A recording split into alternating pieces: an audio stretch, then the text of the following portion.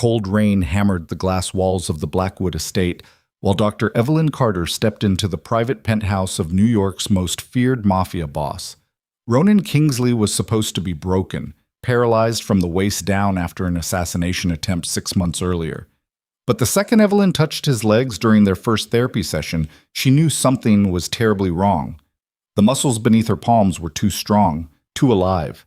When she pressed a neurological tool against his thigh, his wrist twitched. He felt it. And when their eyes locked, she realized she had just uncovered a secret worth killing for. Ronan didn't deny it. He only stared at her with cold amusement, like a wolf deciding whether prey was more useful alive or dead. If you want to see how far this story travels, hit that like button and drop a comment telling me what city you're watching from. Now let's dive into this twisted game of deception, danger, and desire. Mat. The elevator doors opened directly into the penthouse, and Evelyn's breath caught in her throat. Floor-to-ceiling windows framed Manhattan like a kingdom laid out for inspection. Rain streaked the glass in violent patterns while lightning occasionally split the sky over the East River.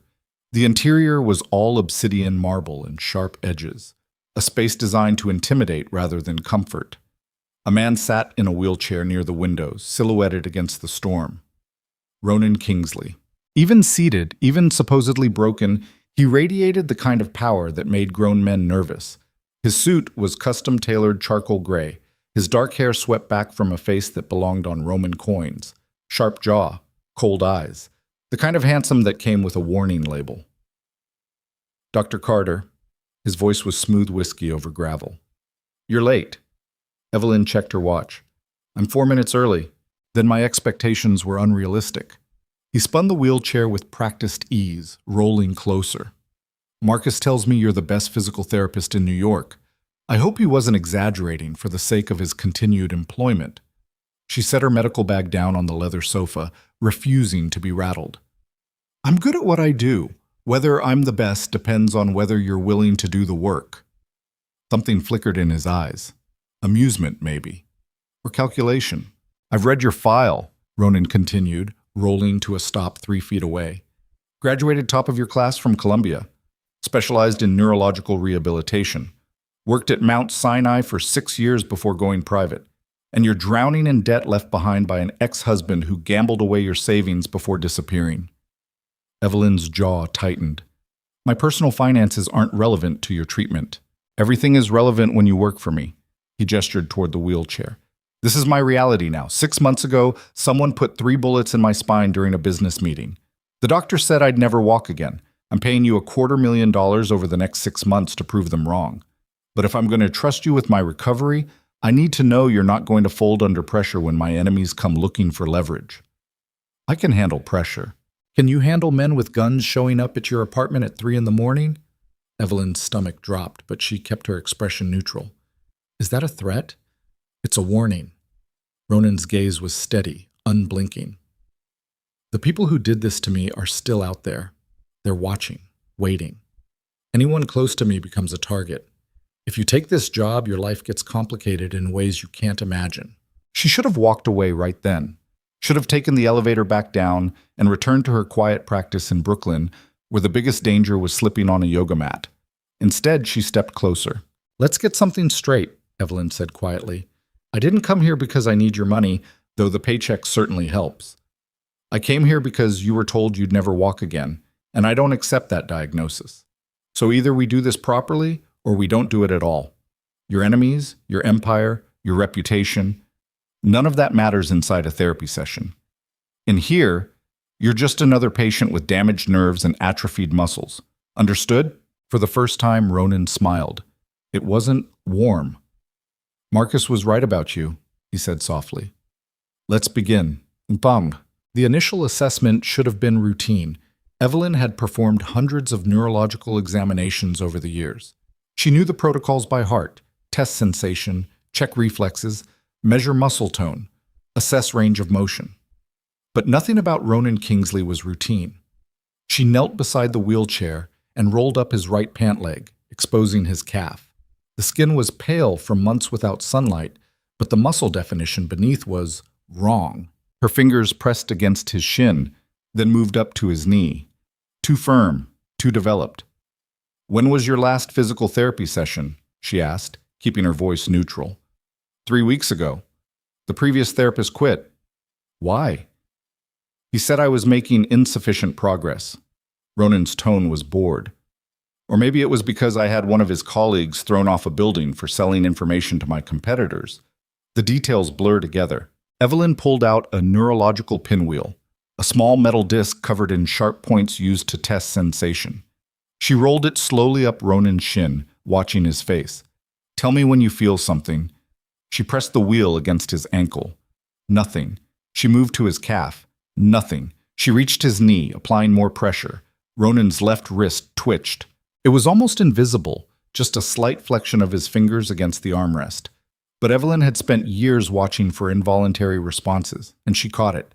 Her eyes snapped to his face. Ronan was staring at her with absolute stillness, like a predator hoping its prey hadn't noticed movement in the brush.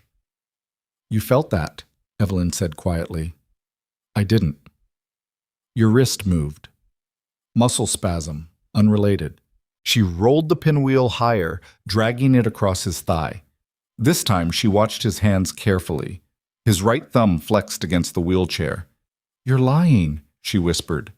The temperature in the room seemed to drop 10 degrees. Ronan leaned forward slowly, his elbows resting on his knees, his face inches from hers. "Dr. Carter, I'm going to give you some free advice. In my world, calling someone a liar is a good way to end up in the East River wearing concrete shoes. So let me be very clear. I pay you to rehabilitate my legs, not to make accusations." But Evelyn's mind was racing. A complete spinal cord injury at T12 would eliminate all sensation below the waist. But Ronan had clearly felt the pinwheel, which meant either his injury was incomplete, offering genuine hope for recovery, or something else was going on. She sat back on her heels, studying him. His legs looked too strong for 6 months of paralysis. The muscle tone was too good, the skin too healthy. Even his posture was wrong. Most wheelchair users developed compensatory tension in their shoulders and upper back, but Ronan sat with perfect spinal alignment. "Take off your shirt," Evelyn said suddenly. Ronan raised an eyebrow. "Usually I require dinner first." "I need to examine your spine." He studied her for a long moment, then slowly unbuttoned his shirt and shrugged it off. The bullet scars were there. 3 puckered marks along his lower back, surgical scars crisscrossing his spine where doctors had tried to repair the damage. But his core muscles were rock solid. Evelyn pressed her fingers against his lower back, feeling the muscle engagement as he breathed. "Lean forward," she instructed. Ronan complied, bending at the waist. His abdominal muscles contracted perfectly. His lower back engaged with smooth coordination. A man paralyzed for 6 months shouldn't have this kind of core control. "Sit back up." He straightened and she saw his obliques flex beneath the skin. Evelyn's heart was pounding now.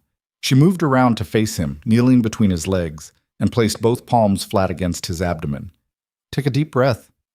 Ronan inhaled, and she felt his entire core activate with terrifying precision. "You're not paralyzed," she said quietly. The words hung in the air between them. For 3 long seconds, neither of them moved. Then Ronan reached out slowly and wrapped his hand around her wrist. Not threatening, just firm enough to hold her attention. "Dr. Carter," he said softly, "you're an intelligent woman. Smart enough to realize that some secrets are more dangerous than others. Smart enough to understand that what you think you know could get you killed. So I'm going to ask you a question, and I want you to think very carefully before you answer." His grip tightened slightly. "Are you going to be a problem for me?" Evelyn's mouth was dry, but she met his gaze without flinching. "That depends," she whispered. "Are you going to tell me the truth?" Ronan smiled that cold smile again. "No," he said simply. "I'm not." He released her wrist and rolled backward, putting distance between them. "Your first session is over, Dr. Carter. Marcus will arrange your payment and schedule for next week.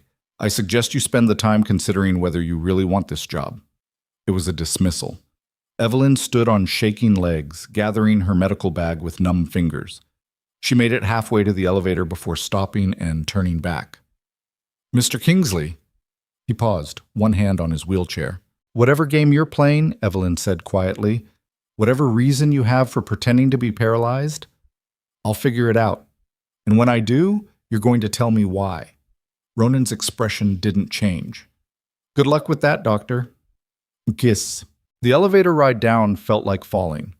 Evelyn's mind was spinning with medical impossibilities and dangerous implications. A man didn't fake paralysis for 6 months without a damn good reason. And in Ronan Kingsley's world, reasons usually involved violence, money, or both. She should report this. Call the medical board. Walk away. Instead, she found herself wondering what kind of enemy was dangerous enough to make a mafia boss fake his own disability.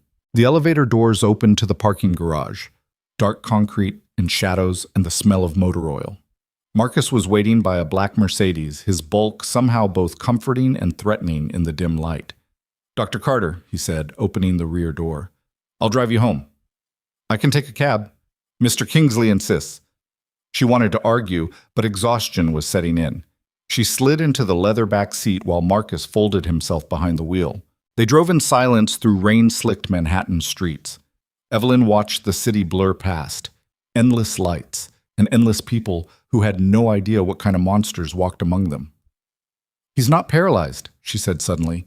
Marcus's eyes flicked to the rearview mirror. I wouldn't know anything about that, ma'am. But you do know. You've been with him for years. You've seen him every day. You know he can walk. The big man was quiet for a long moment. Dr. Carter, he finally said, there are things in this world that are better left unexamined. Mr. Kingsley is a dangerous man doing dangerous things for dangerous reasons. If he wants you to believe he's paralyzed, then he's paralyzed. And if you're smart, you'll accept your paycheck and keep your medical opinions to yourself. And if I'm not smart? Marcus pulled up to the curb outside her apartment building in Brooklyn, a converted warehouse with exposed brick and too expensive rent. Then I hope you've got your affairs in order, he said quietly. Evelyn climbed out of the car, her medical bag heavy on her shoulder. She made it 3 steps toward her building before the world exploded into violence. Fog. They came out of the alley between her building and the bodega next door. 3 men in dark clothes with faces she didn't recognize. The lead man was tall and thin with a spiderweb tattoo creeping up his neck. He smiled when he saw her, and the smile was all wrong. Dr. Carter, he said pleasantly, we need to have a conversation about your debts. Evelyn's blood turned to ice. She knew these men, not personally, but she knew what they represented. Loan sharks, the kind of predators who circled financial desperation like sharks around blood in the water. Her ex-husband had borrowed money from the wrong people before he disappeared. She'd been making payments for 8 months, slowly drowning under interest rates that should have been illegal. I paid this month, she said, backing toward the street. I'm current. You're late, Spider Tattoo corrected. 3 days late. And in our business, late is the same as defaulting. The other 2 men spread out, flanking her, cutting off escape routes. I can get you the money by Friday. We don't want the money anymore, Spider Tattoo interrupted. We want to send a message. Let people know what happens when they think they can disrespect us. He pulled a steel baton from inside his jacket. Evelyn ran. She made it maybe 10 feet before hands grabbed her shoulders and slammed her against the brick wall. Pain exploded through her skull. Someone's fist drove into her stomach, doubling her over. The baton rose. Then the street lit up with headlights. 3 black SUVs screeched to a stop, blocking the intersection. Doors opened. Men poured out. 8, 10, 12 of them, all wearing dark suits and moving with military precision. Marcus was at the front, holding a pistol casually at his side. Gentlemen, he said pleasantly, I believe you're harassing Mr. Kingsley's property. Spider Tattoo froze, the baton still raised. We didn't know. Now you do. Marcus's smile was warm and terrifying. Drop the weapons and leave. Or stay and learn why people don't fuck with Ronan Kingsley's people. For 3 seconds, nobody moved. Then Spider Tattoo made the worst decision of his life. He swung the baton at Evelyn's head. The gunshot was deafening in the narrow alley. Spider Tattoo's knee exploded in a spray of blood and shattered bone. He went down screaming, the baton clattering uselessly across the concrete. Marcus didn't even blink. Anyone else want to make a stupid choice tonight? The other 2 loan sharks bolted, disappearing into the Brooklyn night like rats. Evelyn slumped against the wall, her whole body shaking. Marcus holstered his weapon and walked over, his expression almost apologetic. I'm sorry you had to see that, Dr. Carter, Let's get you somewhere safe. I want to go home. Home isn't safe anymore. He helped her to her feet, surprisingly gentle despite his size. Mr. Kingsley has prepared a guest suite at the estate. You'll stay there until this situation is resolved. I don't want his protection. It's not optional. They put her in the back of the lead SUV. Someone handed her a bottle of water. The convoy pulled away from her apartment, leaving Spider Tattoo screaming in the alley for an ambulance that might or might not arrive in time. Evelyn's hands wouldn't stop shaking. Ituktasu. They brought her back to the Blackwood estate near midnight. This time, the elevator took her to a different floor. Residential quarters with plush carpeting and art that probably cost more than her annual salary. Marcus guided her to a suite that was bigger than her entire apartment. King bed, marble bathroom, a wall of windows overlooking the city. Mr. Kingsley will want to speak with you in the morning, Marcus said. Try to get some rest. He left, locking the door behind him. Locked in. Evelyn walked to the windows, pressing her forehead against the cold glass. Below, Manhattan glittered like a circuit board.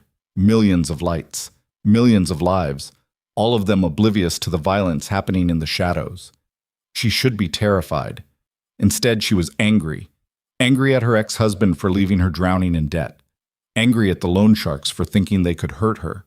Angry at Ronan Kingsley for pulling her into his world of violence and deception. And angry at herself for being intrigued instead of horrified. She must have dozed off in the chair by the window because suddenly it was dawn and someone was knocking on the door. A woman in her 50s entered, carrying a tray with coffee and pastries.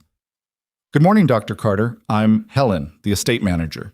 Mr. Kingsley would like you to join him for breakfast on the terrace in 30 minutes. I want to leave. Helen's smile was kind but inflexible. I'm afraid that's not possible right now, for your safety. Am I a prisoner? You're a guest under Mr. Kingsley's protection. There's a difference. She set down the tray. Fresh clothes in the closet, all your size. Take your time. She left before Evelyn could argue. The clothes in the closet were expensive. Designer labels, perfect fits. Someone had clearly done their homework. Evelyn showered and dressed in dark jeans and a cashmere sweater that probably cost more than her rent. She braided her wet hair and stared at herself in the mirror.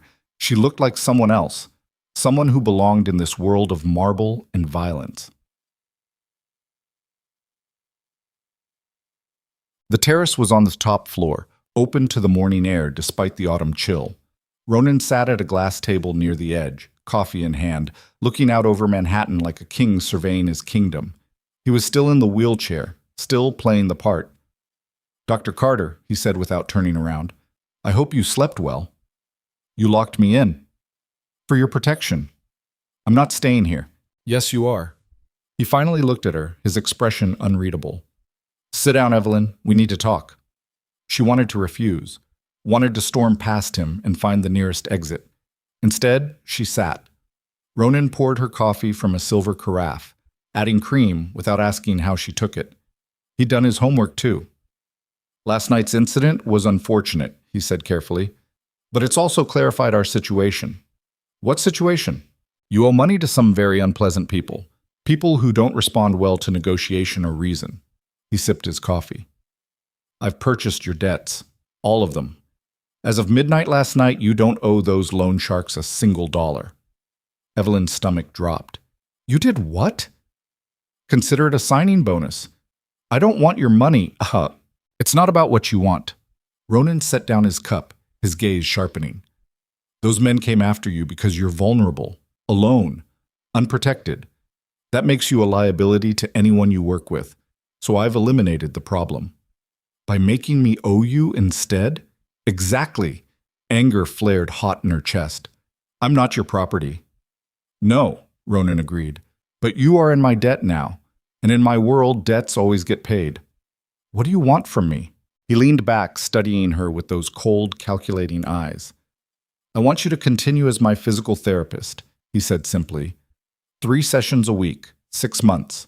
You'll live here at the estate for your safety. In exchange, your debts are forgiven, and you'll receive the full $250,000 payment when we're finished. And if I refuse, then I sell your debt back to the people I bought it from, along with interest. His smile was thin. I don't think you'll enjoy their collection methods. Evelyn wanted to throw her coffee in his face. Instead, she forced herself to breathe slowly, thinking it through. He had her trapped, completely. The debt was leverage, the threat was real, and refusing meant going back to the same loan sharks who'd tried to bash her skull in last night. "You're a bastard," she said quietly. "Yes," Ronan agreed without shame. "But I'm a bastard who's offering you a way out. Take it or leave it." She stared at him across the table, this man who was lying about everything, who'd orchestrated her rescue and her imprisonment in the same breath, who held all the cards and knew it. "Fine," Evelyn said. "But we do this my way. No more lies during therapy sessions. No more games. If I'm going to rehabilitate you, I need complete honesty about your medical condition." Something flickered in Ronan's eyes. "Agreed," he lied. The first real session happened that afternoon in the estate's private gym. It was absurdly well-equipped. Resistance machines, parallel bars, therapy mats, even a small pool for hydrotherapy. Everything a physical therapist could possibly need. Evelyn had spent the morning researching spinal cord injuries online, looking for explanations that didn't involve massive deception. Maybe Ronan had incomplete paralysis, Brown-Séquard syndrome, or central cord syndrome, conditions where some sensation and motor function remained despite spinal damage. Maybe his reflexes were just unusually preserved. Maybe she was seeing patterns that weren't there. But deep down, she knew the truth. Ronan rolled into the gym wearing athletic pants and a compression shirt that did nothing to hide his physique. He looked like a man who'd spent the last 6 months training, not recovering. "Let's start with range of motion exercises," Evelyn said, keeping her voice professional. She positioned herself beside him, lifting his right leg and bending it slowly at the knee. The movement was smooth, too smooth. "Any pain?" she asked. "No." "Tightness?" "No." She increased the angle, watching his face for involuntary reactions. "Nothing." But when she placed her hand on his thigh to stabilize the movement, she felt his quadriceps engage slightly beneath her palm. "You're tensing," she said quietly. "Involuntary muscle response." "That's not how paralysis works." Ronan's jaw tightened. "Maybe you should read more medical journals." She lowered his leg and moved to stand directly in front of him, close enough that their knees almost touched. "Let me ask you something," Evelyn said. "What happens if I figure out your secret? What happens when I can prove you're lying?" "You won't." "But if I do?" He reached out and wrapped his hand around her wrist again, that same firm grip that was meant to intimidate without hurting. "If you do," Ronan said softly, "then you'll have to decide whether exposing me is worth dying for." They stared at each other. "You wouldn't kill me," Evelyn said. "No," he agreed, "but the people I'm hiding from would. The second they know I've been lying, they'll come after everyone close to me, you included. So this is all for my protection?" "No. It's for my survival." He released her wrist. "But your safety happens to align with my interests, so try not to be stupid about this." Evelyn stepped back, her heart pounding. She should be afraid, should be planning her escape. Instead, she found herself wondering what kind of enemy was powerful enough to force Ronan Kingsley into 6 months of deception. "Let's continue," she said quietly. They worked for another hour in tense silence. Evelyn put him through stretches and resistance exercises, all the while cataloging inconsistencies. His core strength was too good. His breathing patterns were wrong for someone with spinal damage. His muscle tone was nearly perfect. By the end of the session, she had a dozen pieces of evidence that he was lying, and zero proof that would convince anyone else. That night, Evelyn couldn't sleep. She lay in the massive bed staring at the ceiling, her mind racing through possibilities. Around 2 a.m., she gave up and wandered the residential floor. The estate was eerily quiet at night, just the hum of climate control and the distant sound of the city below. She found herself in a library on the south wing, floor-to-ceiling bookshelves, leather chairs, and rolling ladders like something from a period drama. A fire burned low in the marble fireplace, and Ronan was there. Not in his wheelchair. He sat in one of the leather chairs near the fire, one leg crossed over the other, reading a first edition that probably cost more than her car. Completely, casually, impossibly sitting like a man who'd never been paralyzed in his life. Evelyn froze in the doorway. For 5 long seconds, neither of them moved. Then Ronan slowly lowered his book and met her eyes across the library. "Well," he said softly, "this is unfortunate." Thunder cracked outside and the lights flickered. The storm outside intensified, rain lashing against the library windows, while lightning carved jagged scars across the Manhattan skyline. Evelyn's hand remained frozen on the doorframe. Her breath caught somewhere between her lungs and her throat. Ronan didn't move from the leather chair. He sat there with one leg crossed casually over the other, the book still open in his lap, firelight dancing across his face. The wheelchair was nowhere in sight. "You should close the door," he said quietly, "unless you want the entire household to hear this conversation." Evelyn's feet finally remembered how to move. She stepped inside and pushed the door shut, the click of the latch sounding unnaturally loud in the silence. "How long?" she whispered. "How long what?" "Don't." Her voice cracked. "Don't fucking lie to me anymore. How long have you been able to walk?" Ronan closed the book slowly and set it on the side table. He uncrossed his legs and leaned forward, elbows on his knees, studying her with those cold, calculating eyes. "Since the beginning," he said simply. The words hit her like a physical blow. "The assassination attempt was real," Ronan continued, his voice eerily calm. "The bullets were real, the surgery was real, but the paralysis?" He smiled that knife-edge smile. "Theater. Very expensive, very convincing theater." Evelyn's hands clenched into fists. "Why?" "Because someone inside my organization tried to kill me." He stood up, smoothly, powerfully, like a man who'd never spent a single day in a wheelchair.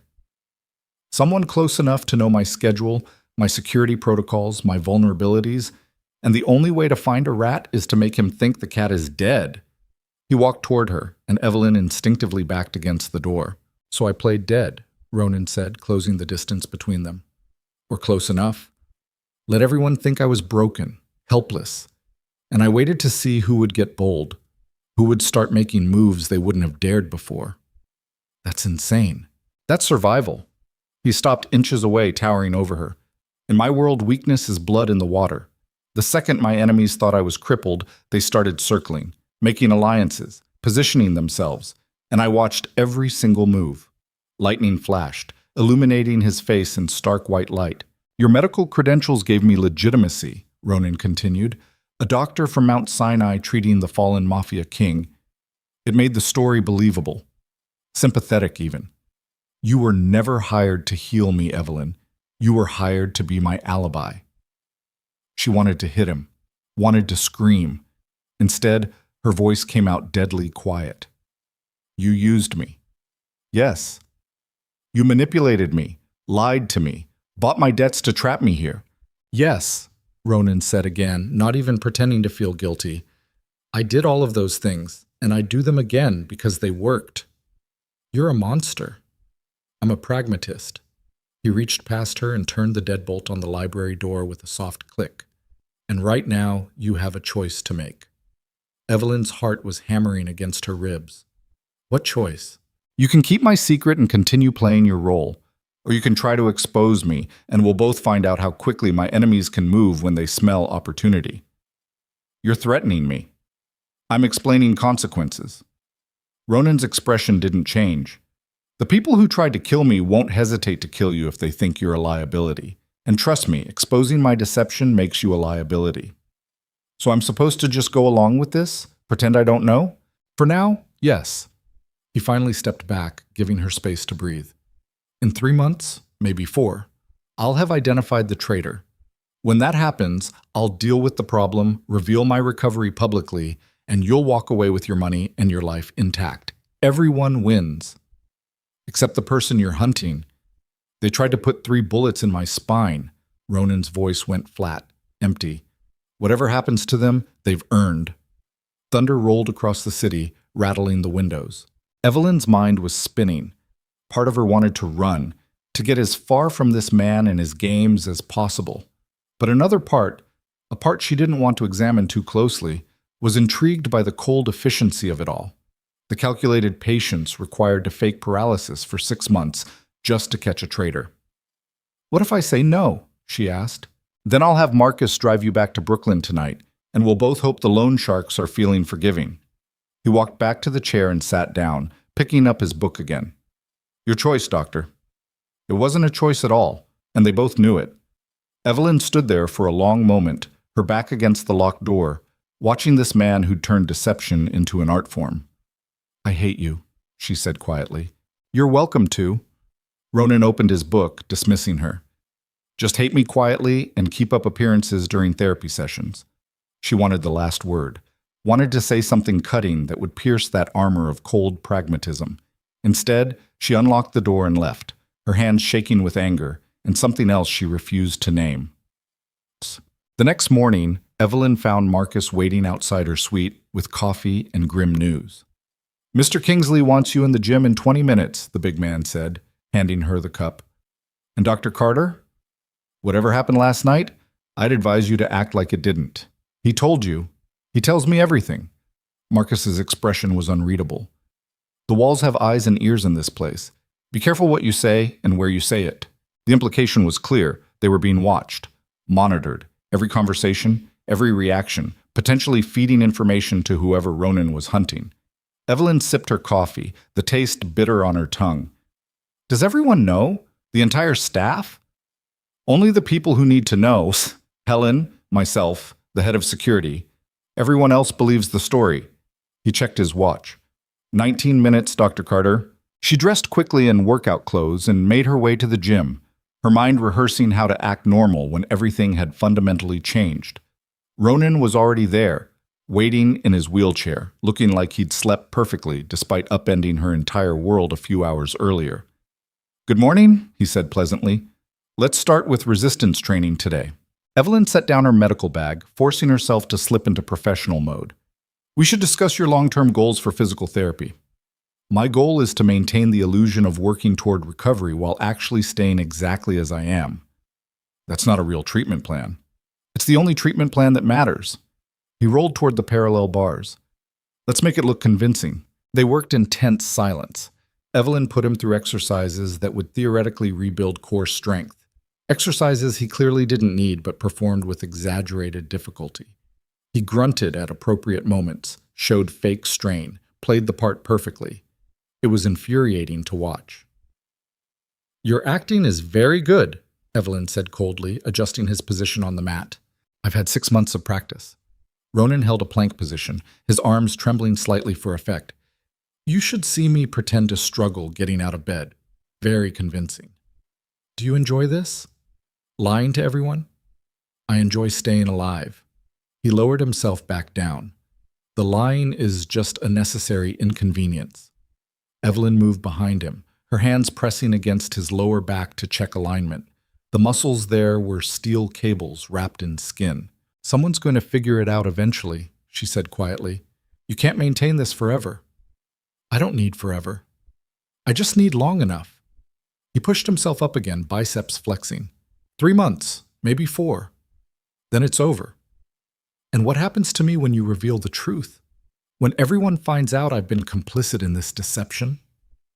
Ronan glanced back at her, and for the first time, something almost like concern flickered in his eyes. You'll be protected, he said. I give you my word.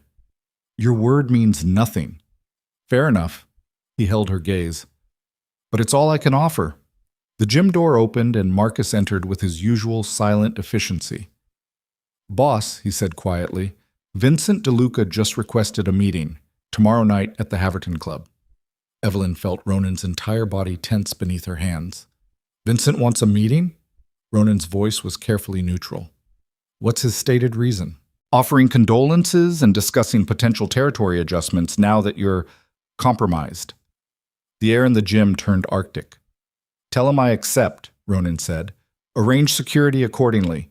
Marcus nodded and left, closing the door behind him. Evelyn moved around to face Ronan. Who's Vincent DeLuca? Competition. Ronan rolled toward the water station, his jaw tight. He runs the Brooklyn waterfront. He's been expanding into my territory over the last few months, testing boundaries. Do you think he's the one who tried to kill you? Vincent? No, he's too obvious, too eager. The person who ordered the hit is smarter than that. Ronan drank deeply from his water bottle. But Vincent is definitely profiting from my supposed weakness. Tomorrow's meeting will tell me how bold he's gotten. And you're going to sit there in your wheelchair and pretend to be helpless while he gloats? That's exactly what I'm going to do. Ronan's smile was vicious. Let him think he's winning. The harder they fall when they realize they've been played. Evelyn watched him, this man who'd turned patience into a weapon. You're terrifying, she said quietly. Thank you. That night, unable to sleep again, Evelyn found herself wandering the estate's residential wing. She discovered a small balcony overlooking the East River, hidden behind a door she'd thought was a closet. The rain had stopped, leaving the city washed clean and glittering. She wasn't alone. A woman stood at the railing, smoking a cigarette with practiced elegance. She looked to be in her early 30s, wearing a silk robe and expensive jewelry. You must be the doctor, the woman said without turning around. I'm Natasha, Ronan's younger sister. Evelyn hadn't known Ronan had a sister. Does everyone just wander around this place at night? She asked. Only the people who can't sleep. Natasha finally turned, and Evelyn was struck by the family resemblance. Same sharp cheekbones, same calculating eyes. Insomnia runs in the family, comes with the lifestyle. I didn't know Ronan had family. He doesn't advertise it. Natasha stubbed out her cigarette. Safer that way. In our world, loved ones are leverage. Are you close? We were before the shooting. Something dark crossed Natasha's face. Now he barely speaks to me, keeps me at arm's length. I think he's protecting me, but it feels more like suspicion. Evelyn's instincts prickled. Suspicion of what? Who knows? Ronan doesn't trust anyone anymore. Natasha lit another cigarette, her hands shaking slightly. The attack changed him, made him paranoid. Sometimes I catch him watching me like I'm a stranger, like I might be the one who hired the hitman. That's ridiculous. Is it? Natasha laughed bitterly. In our world, family betrayal is practically tradition. Our father was killed by his own cousin. Our uncle disappeared after a dispute with our grandfather. Blood doesn't guarantee loyalty. She moved closer, and Evelyn smelled expensive perfume mixed with tobacco smoke. Be careful around my brother, Dr. Carter, Natasha said quietly. He's not the man he pretends to be. Not the victim in the wheelchair, but not the hero either. Whatever he's told you, whatever he's promised, remember that Ronan only cares about one thing, survival, and he'll sacrifice anyone to ensure it. Thunder rumbled in the distance, another storm approaching. Why are you telling me this? Evelyn asked. Because I like you. Natasha smiled sadly. And I'd hate to see you become another casualty in my brother's war. She left, trailing cigarette smoke and warnings. Evelyn stood alone on the balcony, wondering if she'd just been given genuine advice or subtle manipulation designed to sow doubt. In Ronan's world, it was probably both. The next evening, Evelyn watched from a second-floor window as Ronan prepared to leave for his meeting with Vincent DeLuca. He sat in his wheelchair in the main foyer, wearing a custom suit that somehow made him look both powerful and vulnerable. Marcus and 4 other security personnel surrounded him, earpieces in, weapons concealed but certainly present. Helen appeared at Evelyn's elbow, startling her. He always looks like that before dangerous meetings, the estate manager said quietly. Like he's going to war but pretending it's a dinner party. Is it dangerous? Every meeting is dangerous when you're Ronan Kingsley. Helen handed her a glass of wine. But this one more than most. Vincent DeLuca is ambitious, ruthless. If he suspects Ronan is weaker than he appears, he might make a move. What kind of move? The permanent kind. They watched in silence as Ronan's convoy pulled away from the estate, disappearing into Manhattan traffic. Evelyn sipped her wine, trying to ignore the knot of anxiety in her stomach. She had no reason to worry about him. He'd manipulated her, lied to her, trapped her in his world of violence and deception. But she worried anyway. Ronan returned 4 hours later, and Evelyn knew immediately something had gone wrong. She was in the library again, apparently her new insomniac refuge, when she heard the commotion in the foyer below. Raised voices. The sharp bark of orders. She reached the banister in time to see Marcus and 2 other men carrying Ronan toward the elevator. His shirt was torn, blood seeping through the fabric near his shoulder. What happened? She called down. Stay upstairs, Marcus shouted back. But Evelyn was already running down the stairs, medical training overriding common sense. She caught up with them in the elevator as the doors were closing. I said stay upstairs, Marcus repeated. I'm a doctor.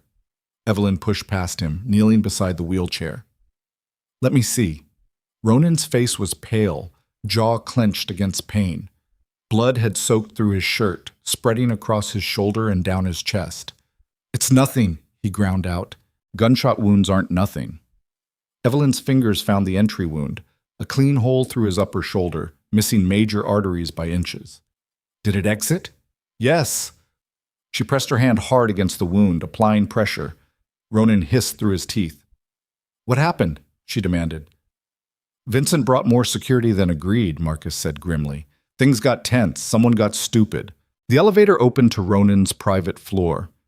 They wheeled him into his bedroom, a massive space decorated in blacks and grays, all sharp lines and expensive minimalism. Evelyn grabbed towels from the bathroom and returned to find Ronan trying to remove his own shirt with shaking hands. Stop, she ordered, pushing his hands away. You're making it worse. She cut the shirt off with scissors from her medical bag, exposing the wound. It was bad, but not critical. The bullet had passed through muscle and tissue without hitting bone. This needs stitches, she said. Then stitch it. Ronan's voice was tight with pain. Marcus, get out! Everyone out! The security team left reluctantly, closing the door behind them. Evelyn worked quickly, cleaning the wound with antiseptic, while Ronan gripped the wheelchair armrests hard enough to make the metal creak. You should go to a hospital, she said. Can't. Questions. Then you need antibiotics, real medical care. Your real medical care. He met her eyes, and the vulnerability there was startling. Please. Something in Evelyn's chest twisted unexpectedly. She'd spent the last 2 days hating this man, resenting everything he'd done to manipulate her into his orbit. But watching him bleed, seeing the carefully constructed armor crack just slightly, she felt something else entirely. This is going to hurt, she warned, threading the needle. I've had worse. She began stitching, her hands steady despite the situation. Ronan didn't flinch, didn't make a sound, just stared at the ceiling with that 1,000-yard stare of someone who'd learned to separate mind from body. What happened at the meeting? Evelyn asked, trying to distract him. Vincent made an offer. What kind of offer? The kind where I surrender half my territory in exchange for his protection. Ronan's laugh was bitter. He actually used the word protection, like I'm some small-time operator who needs a bigger fish to survive. What did you say? I told him I'd consider it. He winced as she pulled another stitch tight. Played the part. Weak, desperate, willing to negotiate from a position of powerlessness. And then someone shot you? One of his men got overzealous, wanted to send a message. Ronan's jaw clenched. Marcus killed him before things escalated further. Evelyn tied off the last stitch and applied bandaging. You need to rest. Let this heal properly. I need to figure out if Vincent was behind the original assassination attempt or if he's just an opportunist. Ronan tried to sit up and immediately regretted it, pain flashing across his face. Stop! Evelyn pushed him back down. You're going to rip the stitches. I'm fine. You're an idiot. She pressed her hand against his chest, keeping him in place. You got shot. That's not fine. That's the opposite of fine. They were inches apart now, her hand flat against his sternum, feeling his heart pound beneath her palm. Ronan stared at her with an expression she couldn't quite read. Why do you care? He asked quietly. I don't. Liar. I'm a doctor. It's literally my job to care whether people bleed to death. That's not what I mean. His hand came up slowly, carefully, and settled over hers where it pressed against his chest. You hate me. You said so yourself. So why are you here, patching me up instead of letting Marcus handle it? Evelyn's breath caught. She should pull away, should maintain professional distance, should remember that this man had manipulated her, used her, trapped her in his dangerous world. But his hand was warm over hers, and his eyes held something raw and honest beneath all the carefully constructed walls. I don't know, she whispered. Figure it out, Ronan said, because things are about to get significantly more dangerous, and I need to know whether I can trust you. You can't trust anyone. You said so yourself. I know. His thumb traced small circles against her knuckles. but I want to trust you, and that terrifies me more than getting shot." The vulnerability in his voice hit her harder than anything else he could have said. Evelyn pulled her hand away, suddenly needing space, needing air, needing to think without his proximity scrambling her thoughts. "Get some sleep," she said, standing abruptly. "I'll check the wound in the morning." She made it to the door before Ronan spoke again. "Evelyn?" She paused, hand on the doorknob. "Thank you," he said quietly, "for staying." She didn't turn around, didn't trust herself to look at him right now. "Don't make me regret it," she said, and left before he could respond. The next 3 days passed in tense routine. Evelyn changed Ronan's bandages twice daily, monitoring for infection while trying to ignore the growing tension between them. He was healing faster than he should, probably because he actually was in peak physical condition despite the wheelchair theater, but she made him take antibiotics anyway. They barely spoke during the dressing changes, but the silence felt loaded, heavy with unspoken things. Natasha appeared at Evelyn's suite on the third night, looking agitated. "We need to talk," she said, pushing past Evelyn into the room and closing the door. "Privately." "What's wrong?" "I've been hearing things." Natasha paced to the window and back. Whispers among the staff. Rumors about Vincent DeLuca making alliances with families who used to be loyal to Ronan. That's what rivals do when they sense weakness. "It's more than that." Natasha's hands twisted together. "There's going to be a vote. The 5 families are meeting in 2 weeks to discuss restructuring territory control in the wake of Ronan's condition. If enough of them side with Vincent, my brother loses everything." Evelyn sat down slowly. "Can they do that?" "The underworld runs on power and perception. Right now, Ronan looks weak, vulnerable. And in our world, weak doesn't get to keep what he built." Natasha's eyes were bright with unshed tears. "He's going to lose his empire, and there's nothing I can do to stop it." "Have you told him?" "He won't listen to me. He barely acknowledges I exist anymore." She moved closer, desperation clear on her face. "But he listens to you. I've seen the way he looks at you, how he acts different when you're around. You could convince him to do something." "Do what?" "He can't exactly reveal he's been lying without looking worse." "I don't know." Natasha's voice cracked. "But sitting there pretending to be paralyzed while his empire crumbles isn't working. He needs a different strategy, and he needs it now." The door opened without warning. Marcus filled the doorframe, his expression unreadable. "Miss Natasha, your brother would like to speak with you. Immediately." Something cold slithered down Evelyn's spine at the tone. Natasha went pale. "Why?" "He didn't say." But Marcus's hand rested casually near his concealed weapon. "Now, please." Natasha left, throwing one last desperate look at Evelyn before Marcus escorted her out. The door closed, and Evelyn was left alone with growing dread pooling in her stomach. She found out what happened an hour later when Marcus returned to her suite. "Mr. Kingsley would like you to join him in his office," the big man said. "It's important." The walk through the estate felt like a death march. Ronan's office was on the top floor, all black marble and floor-to-ceiling windows overlooking Manhattan. He sat behind a massive desk, still in his wheelchair, staring at something on his computer screen. He didn't look up when she entered. "Sit down, Evelyn," he said quietly. She sat. For a long moment, Ronan just stared at the screen, his face carved from stone. Then he turned the monitor toward her. The screen showed security footage from multiple angles. The balcony where she'd met Natasha, the hallway outside her suite, the library, the gym. Every private conversation she'd had over the last week, recorded and cataloged. "I told you the walls have eyes," Ronan said softly. "Did you think I was speaking metaphorically?" Evelyn's blood ran cold. "My sister has been feeding information to Vincent DeLuca for 3 months, Ronan continued, his voice terrifyingly calm. "Meeting with his people in secret, passing along my schedule, my security protocols, my medical appointments, everything Vincent needed to plan attacks, to position himself, to undermine my authority with the other families. That's impossible. I have evidence." He clicked through files, photos of Natasha meeting with known DeLuca associates, phone records, bank statements showing unexplained deposits.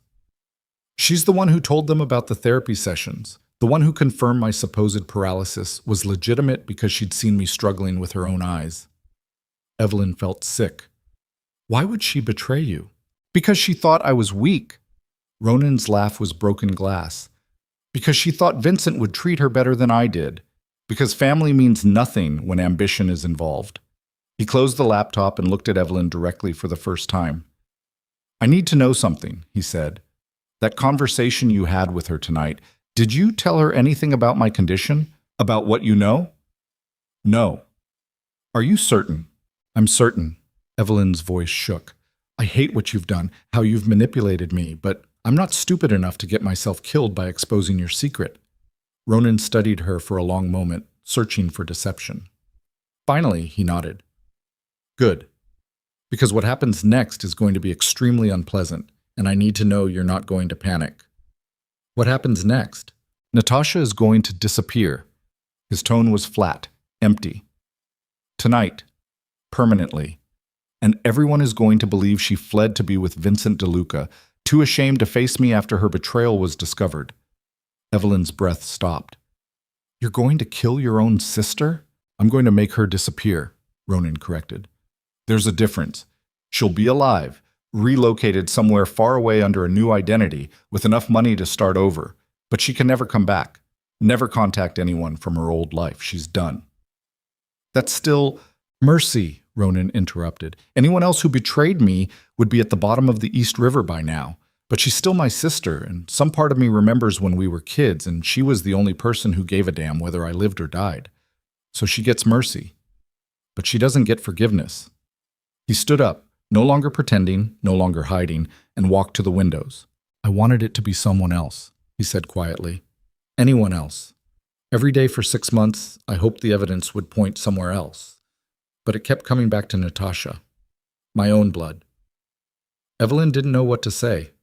She'd spent days hating this man, resenting his manipulation, his lies, his ruthless control. But watching him break, really break, over his sister's betrayal, she saw the human being buried beneath the Mafia Boss, and it changed everything. I'm sorry, she whispered. Ronan's shoulders tensed. Don't. I mean it. I'm sorry this happened to you. Save your sympathy. He turned to face her, and his eyes were wet. I don't deserve it, and we both know it. Maybe not, but you have it anyway. They stared at each other across the office, this man who'd built walls out of deception and violence, and this woman who'd somehow ended up on the inside looking out.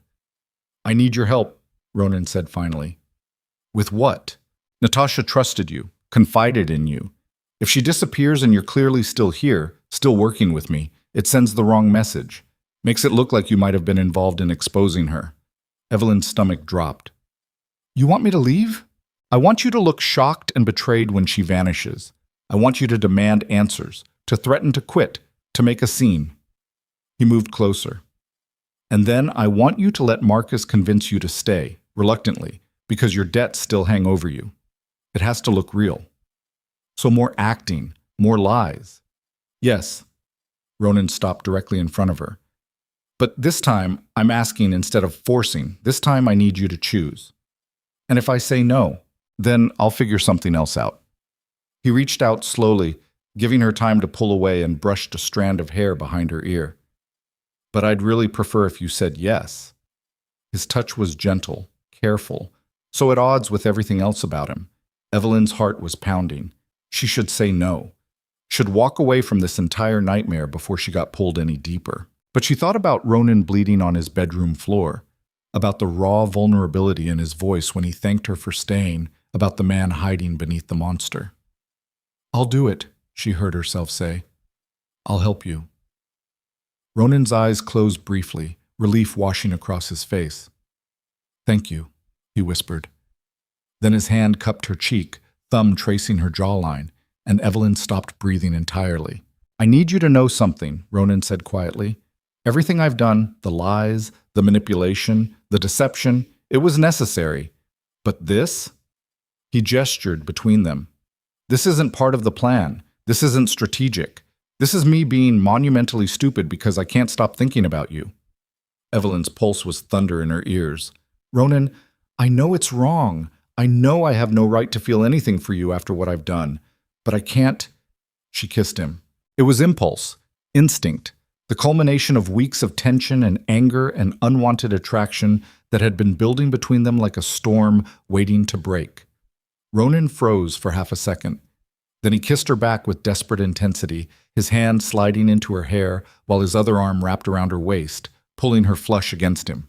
The kiss was bruising, furious, all the violence and passion they'd been restraining finally unleashed. Evelyn's hands fisted in his shirt, pulling him closer, even though closer was impossible. His stubble scraped her chin. His chest pressed hard against hers. Everything about it was wrong and dangerous and absolutely inevitable. When they finally broke apart, both breathing hard, Ronan pressed his forehead against hers. "We can't do this," he whispered. "I know. I'm still lying to you, still using you. I know. This is going to end badly." "Probably." Evelyn's fingers traced the edge of his jaw. "But right now, I don't care." Ronan's laugh was shaky, almost broken. "You're going to ruin me." "Good," she said. "You deserve it." He kissed her again, softer this time, like an apology or a promise, or maybe both.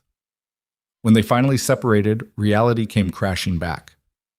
"I have to go deal with Natasha," Ronan said reluctantly. "This needs to happen tonight before she can warn anyone." "Will I see her again?" "No, it's safer if you don't."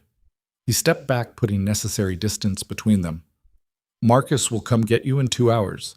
That's when you find out she's gone. Remember, you're shocked, angry, scared." "I don't have to act scared. I am scared." "Good." Ronan's expression hardened, the Mafia Boss sliding back into place over the vulnerable man. Fear keeps you alive in this world. He started toward the door, then paused. "Evelyn?" "Yeah?" "When this is over, when I've dealt with Vincent and revealed the truth and cleaned up all the mess, I'm going to ask you on a real date. Dinner, flowers, the whole normal human interaction thing." His smile was sad. "And you're probably going to say no." "Probably," she agreed, "but I'm going to ask anyway." "I know." He left, and Evelyn was alone in the office overlooking Manhattan. She touched her lips, still feeling the ghost of his kiss, and wondered when exactly she'd stopped being a hostage and started being something else entirely. 2 hours later, Marcus knocked on her suite door with news that would shatter the fragile peace of the Blackwood estate. Natasha Kingsley had fled in the night, and everything was about to get significantly worse. Evelyn screamed and demanded answers just like she'd been told to do. She threatened to leave, to call the police, to expose everything. And Marcus restrained her with gentle brutality, reminding her of debts and consequences and the dangerous world she'd stumbled into. But inside, beneath the performance, Evelyn felt something shift. She was no longer an unwilling participant in Ronan's game. She was a player, and that realization was more terrifying than anything that had come before. Because somewhere between hating him and kissing him, between resenting the deception and understanding the reason behind it, Evelyn had crossed a line. She'd chosen his side, and there was no coming back from that choice. Thunder rolled across Manhattan as the storm finally broke, rain hammering against the estate's windows like the universe itself was warning her about the path she'd chosen. But Evelyn didn't care anymore. She was all in. For better or worse, she was Ronan Kingsley's now, and he was hers, even if neither of them survived what came next. The rain didn't stop for 3 days. It hammered the Blackwood estate like nature itself was trying to wash away the rot festering inside. Evelyn watched water stream down the windows of her suite, blurring Manhattan into abstract shapes of light and shadow, and wondered when exactly she'd stopped being a prisoner and started being complicit. The morning after Natasha disappeared, the entire household moved through a choreographed performance of shock and confusion. Staff whispered in corners, security doubled, and Ronan sat in his wheelchair looking appropriately devastated while his sister's empty bedroom was quietly stripped of all evidence she'd ever existed. Evelyn played her role perfectly, the horrified doctor caught in a nightmare she didn't understand, demanding answers nobody would give her. But at night, when the estate went quiet, she found herself in Ronan's bedroom, changing his bandages while they talked in careful whispers about strategy and survival. "Vincent is going to make a move soon," Ronan said, wincing as she peeled away the old dressing. His shoulder was healing cleanly, no infection. "With Natasha gone and the 5 families meeting in 10 days, he thinks he has the advantage." "Does he?" Evelyn's fingers traced the edge of the wound gently. Maybe. Depends on how many of the families believe I'm actually broken. He caught her wrist, holding her hand against his chest. Or how many of them realize I've been playing dead to draw out the rats. And when you reveal the truth, when everyone knows you've been lying, then I either look like a tactical genius who outmaneuvered his enemies, Ronan said quietly, or I look like a paranoid lunatic who can't be trusted. It's a coin flip. Evelyn applied fresh bandaging, her movements automatic after days of practice. Your sister's disappearance changes things. Everything changes things. He released her wrist. But we adapt. That's how you survive in this world. She wanted to ask if he missed Natasha, if some part of him grieved the betrayal, even though he'd been the one to exile her. But the question felt too intimate, too raw for the fragile thing growing between them. Instead, she leaned down and kissed him softly. Ronan's hand came up to cup the back of her neck, holding her there for a long moment before letting her go. You should get some sleep, he whispered. So should you. I will, eventually. But they both knew he wouldn't. Sleep was a luxury Ronan Kingsley couldn't afford while enemies circled. Evelyn left his bedroom as she always did, quietly, carefully, hyper-aware of cameras and staff and the constant surveillance that turned every moment into performance. She made it halfway down the corridor before Helen intercepted her. The estate manager's face was drawn tight with tension. Dr. Carter, there's someone here to see you. They're waiting in the small library. Who? He said his name was David. Helen's expression was carefully neutral. He says he's your ex-husband. The floor tilted beneath Evelyn's feet. David, the man who'd gambled away their savings and disappeared 18 months ago, leaving her drowning in debt and legal consequences. The reason she'd been vulnerable enough for Ronan to manipulate her into this nightmare in the first place. That's impossible, Evelyn whispered. He's downstairs, Helen said. Mr. Kingsley has authorized the meeting, but security will be present. Of course security would be present.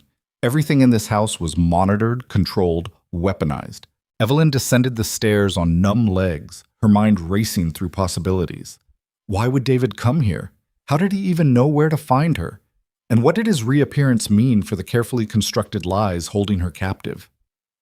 The small library was on the second floor, a cozy space with leather chairs and a fireplace that was currently burning low. A man stood with his back to the door, studying the books on the shelves. He turned when she entered. David looked exactly the same. Boyish face, nervous energy, the kind of charm that had convinced her to marry him despite every red flag she'd ignored. But now, seeing him after everything she'd survived in the past month, he looked small, insignificant. Evie, he said, using the nickname she'd always hated. You look good. Different, but good. Two security guards flanked the doorway. Marcus stood near the window, arms crossed, face unreadable. What are you doing here? Evelyn's voice came out flat, emotionless. I heard you were working for Ronan Kingsley. David moved closer, hands spread in a placating gesture. I couldn't believe it when someone told me. My wife, ex-wife. Working for the most dangerous man in New York. I had to come make sure you were okay. The audacity of it almost made her laugh. You disappeared. You left me with hundreds of thousands in gambling debts and no way to pay them. You don't get to pretend you care now. I know I screwed up. David's eyes were wide, sincere, practiced. I know I destroyed everything, but I've been getting help, Evie. I'm clean now, sober, and I want to make things right. There's nothing to make right. We're divorced. You're dead to me. But the debts... He glanced at Marcus, then back to her. I heard Kingsley bought them. Is that true? Evelyn's instinct screamed warning. How did you hear that? She asked carefully. Word gets around. David shrugged. The underworld isn't as big as you think. People talk. What people? Does it matter? He stepped closer, and she saw the desperation bleeding through his performance. I'm trying to help you, Evie. Whatever deal you made with Kingsley, whatever he's holding over you, I can get you out. I have connections now, people who can protect you. The pieces clicked together with sickening clarity. Vincent DeLuca sent you, Evelyn said quietly. David's smile faltered for just a second. I don't know what you're talking about. Yes, you do. She looked at Marcus, who nodded slightly, confirmation that her instincts were correct. Vincent wants information about Ronan's condition, about his therapy, and he figured sending my ex-husband would be the perfect way to manipulate me into talking. That's paranoid. Get out. Evelyn's voice was ice. Get out of this house before I have security throw you through a window. David's mask finally cracked. The boyish charm evaporated, replaced by cold calculation. You're making a mistake, he said quietly. Kingsley is finished. Everyone knows it. And when he falls, everyone close to him falls too. I'm offering you a way out before that happens. I said get out. Marcus moved away from the window, his presence suddenly menacing. You heard her. David backed toward the door, hands raised. Fine.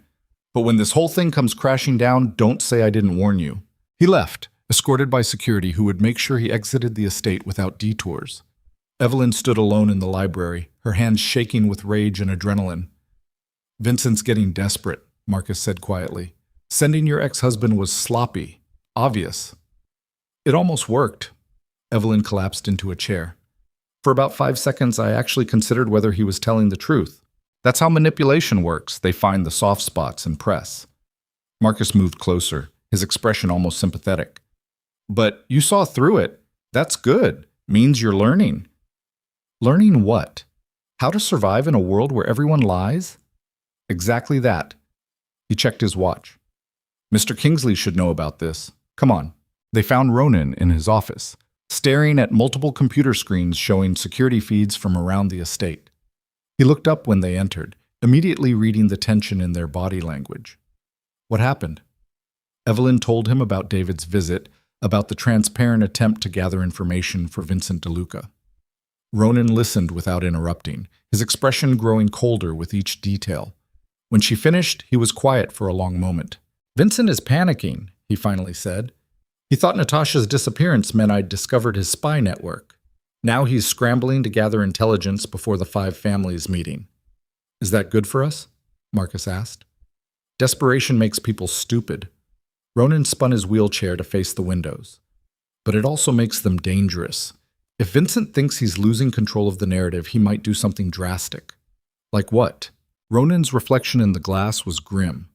Like deciding that a paralyzed mafia boss is more useful dead than alive. The words hung heavy in the air. We need to move up the timeline, Marcus said. Reveal the truth before Vincent makes his play. Not yet. Ronan's voice was firm. We reveal too early, and half the families will think I'm just trying to save face.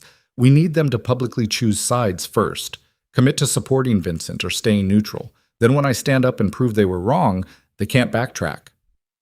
That's a huge risk. Everything is a risk. Ronan looked at Evelyn. Are you okay? She wanted to say no. Wanted to scream that nothing about this was okay, that she'd been pulled into a war she didn't understand and didn't want. Instead, she said, I'm fine. Ronan saw through the lie, but he didn't press. Get some rest, both of you. Tomorrow we start preparing for the endgame. Bug. But tomorrow brought worse news. Evelyn woke to shouting in the corridor outside her suite. She threw on a robe and opened the door to find Helen arguing with one of the security guards. What's happening? Helen's face was pale. There's been an incident. Mr. Kingsley wants everyone assembled in the main hall immediately. The main hall was chaos. Staff gathered in nervous clusters while security personnel set up a perimeter. Marcus stood near the entrance with a tablet, his expression darker than Evelyn had ever seen. Ronan rolled in last, and the room fell silent. 4 hours ago, he said without preamble, Vincent DeLuca made a play against the Castellano family. He tried to force them into an alliance by kidnapping Joseph Castellano's daughter. The attempt failed, but 2 of Castellano's men were killed in the process. Murmurs rippled through the crowd. This changes everything, Ronan continued. Vincent's shown his hand too early. He's declared war, and now the other families have to choose sides. The meeting in 6 days isn't going to be about territory negotiation anymore. It's going to be about whether Vincent DeLuca lives or dies. What does that mean for us? Someone asked. It means we're out of time. Ronan's gaze swept the room. Vincent knows he's overplayed. He's going to come after me before the meeting happens, try to eliminate me while I'm supposedly vulnerable. So we're going into lockdown. Nobody leaves the estate. No exceptions. He looked directly at Evelyn. That includes you, Dr. Carter. She nodded, stomach knotting with dread. The meeting dispersed, staff returning to their duties with visible anxiety. Evelyn tried to follow the crowd, but Marcus intercepted her. "Boss wants to see you. Private office." Ronan's private office was a smaller space adjacent to the main one. No windows, soundproofed walls, the kind of room where difficult conversations happened. He was standing when she entered, actually standing, leaning against the desk with his arms crossed, the wheelchair abandoned in the corner. "We have a problem," he said without preamble. "Beyond Vincent declaring war. Joseph Castellano thinks I'm behind the kidnapping attempt." Ronan's jaw was tight. "He thinks I used Vincent as a proxy to make a move against him while pretending to be weak." Evelyn's blood ran cold. "That's insane. It's also plausible if you're paranoid enough. And in this world, everyone is paranoid enough." He pushed off the desk, pacing the small room. "Castellano has declared neutrality in the conflict between Vincent and me. He's not picking sides. He's staying out of it completely. Isn't that what you wanted? The family staying neutral?" "Not him." Ronan stopped pacing. "Castellano controls the ports, shipping, imports, distribution. If he stays neutral, Vincent can still operate. But if Castellano sides with me, Vincent's supply chains get cut off and he's crippled within weeks." "So convince Castellano you had nothing to do with the kidnapping." "I can't. He won't take my calls, won't meet with me. He's written me off as either a weakling who's lost control of his subordinates or a mastermind playing everyone against each other." Ronan's laugh was bitter. "Either way, he wants no part of it." Evelyn moved closer, her mind working through the problem. What if someone else convinced him? Someone neutral? Like who? Like me. The words came out before she'd fully thought them through. "I'm not part of this world. I have no stake in the power games. If I went to Castellano and told him the truth, that you had nothing to do with the kidnapping, he might listen." Ronan stared at her like she'd lost her mind. "Absolutely not." "Why not?" "Because Castellano doesn't know you, doesn't trust you. And if Vincent finds out you're making the rounds trying to gather support for me, he'll have you killed before you make it back to the estate." "Then we make sure Vincent doesn't find out." "No." Ronan's voice was firm. "I'm not risking your life for this. It's already at risk." Evelyn stepped close enough to touch him. "I'm in this, Ronan, all the way in, whether you like it or not." They stood inches apart, the tension crackling between them. "If something happened to you," Ronan's voice cracked slightly. "I can't. I won't." "You don't have a choice. Castellano is the key, and I'm the only person who can reach him." She placed her palm flat against his chest, feeling his heart pound. "Trust me." For a long moment, Ronan just stared at her. Then he covered her hand with his, pressing it harder against his chest. "Marcus goes with you," he said finally, "and you follow his lead on everything. Security protocols, exit strategies, all of it. Okay? And if anything feels wrong, you abort immediately." "I will." Ronan pulled her closer, wrapping his arms around her with desperate intensity. "I'm terrified of losing you." Evelyn buried her face against his shoulder. "Then don't lose me, Marcus." The meeting with Joseph Castellano was arranged for the following evening at a neutral location, an upscale Italian restaurant in Tribeca that Castellano's family had owned for 3 generations. Evelyn dressed carefully in a simple black dress and minimal jewelry, trying to look professional without seeming threatening. Marcus drove her in an unmarked sedan, constantly checking mirrors for tails. "Castellano is old school," Marcus said as they navigated Manhattan traffic. "Traditional. Respectful of women, but also dismissive of them in business. Don't take it personally." "I can handle condescension." "Can you handle him trying to use you for information about Ronan's condition? Because that's what he's going to do." Evelyn's hands tightened in her lap. "What should I tell him?" "The truth. That Ronan is recovering slowly but steadily. That you believe he'll walk again, but it's going to take time." Marcus glanced at her. "Sell the lie, Evelyn. Make him believe you think it's real." They arrived at the restaurant just after 8. The dining room had been cleared except for one table in the back where Joseph Castellano sat, flanked by 2 bodyguards. He was in his 60s, gray hair perfectly styled, wearing a suit that probably cost more than Evelyn's annual salary before Ronan hired her. "Dr. Carter." He stood politely when she approached. Thank you for agreeing to meet with me. Thank you for seeing me. Please sit. He gestured to the chair across from him. Marcus, you can wait at the bar.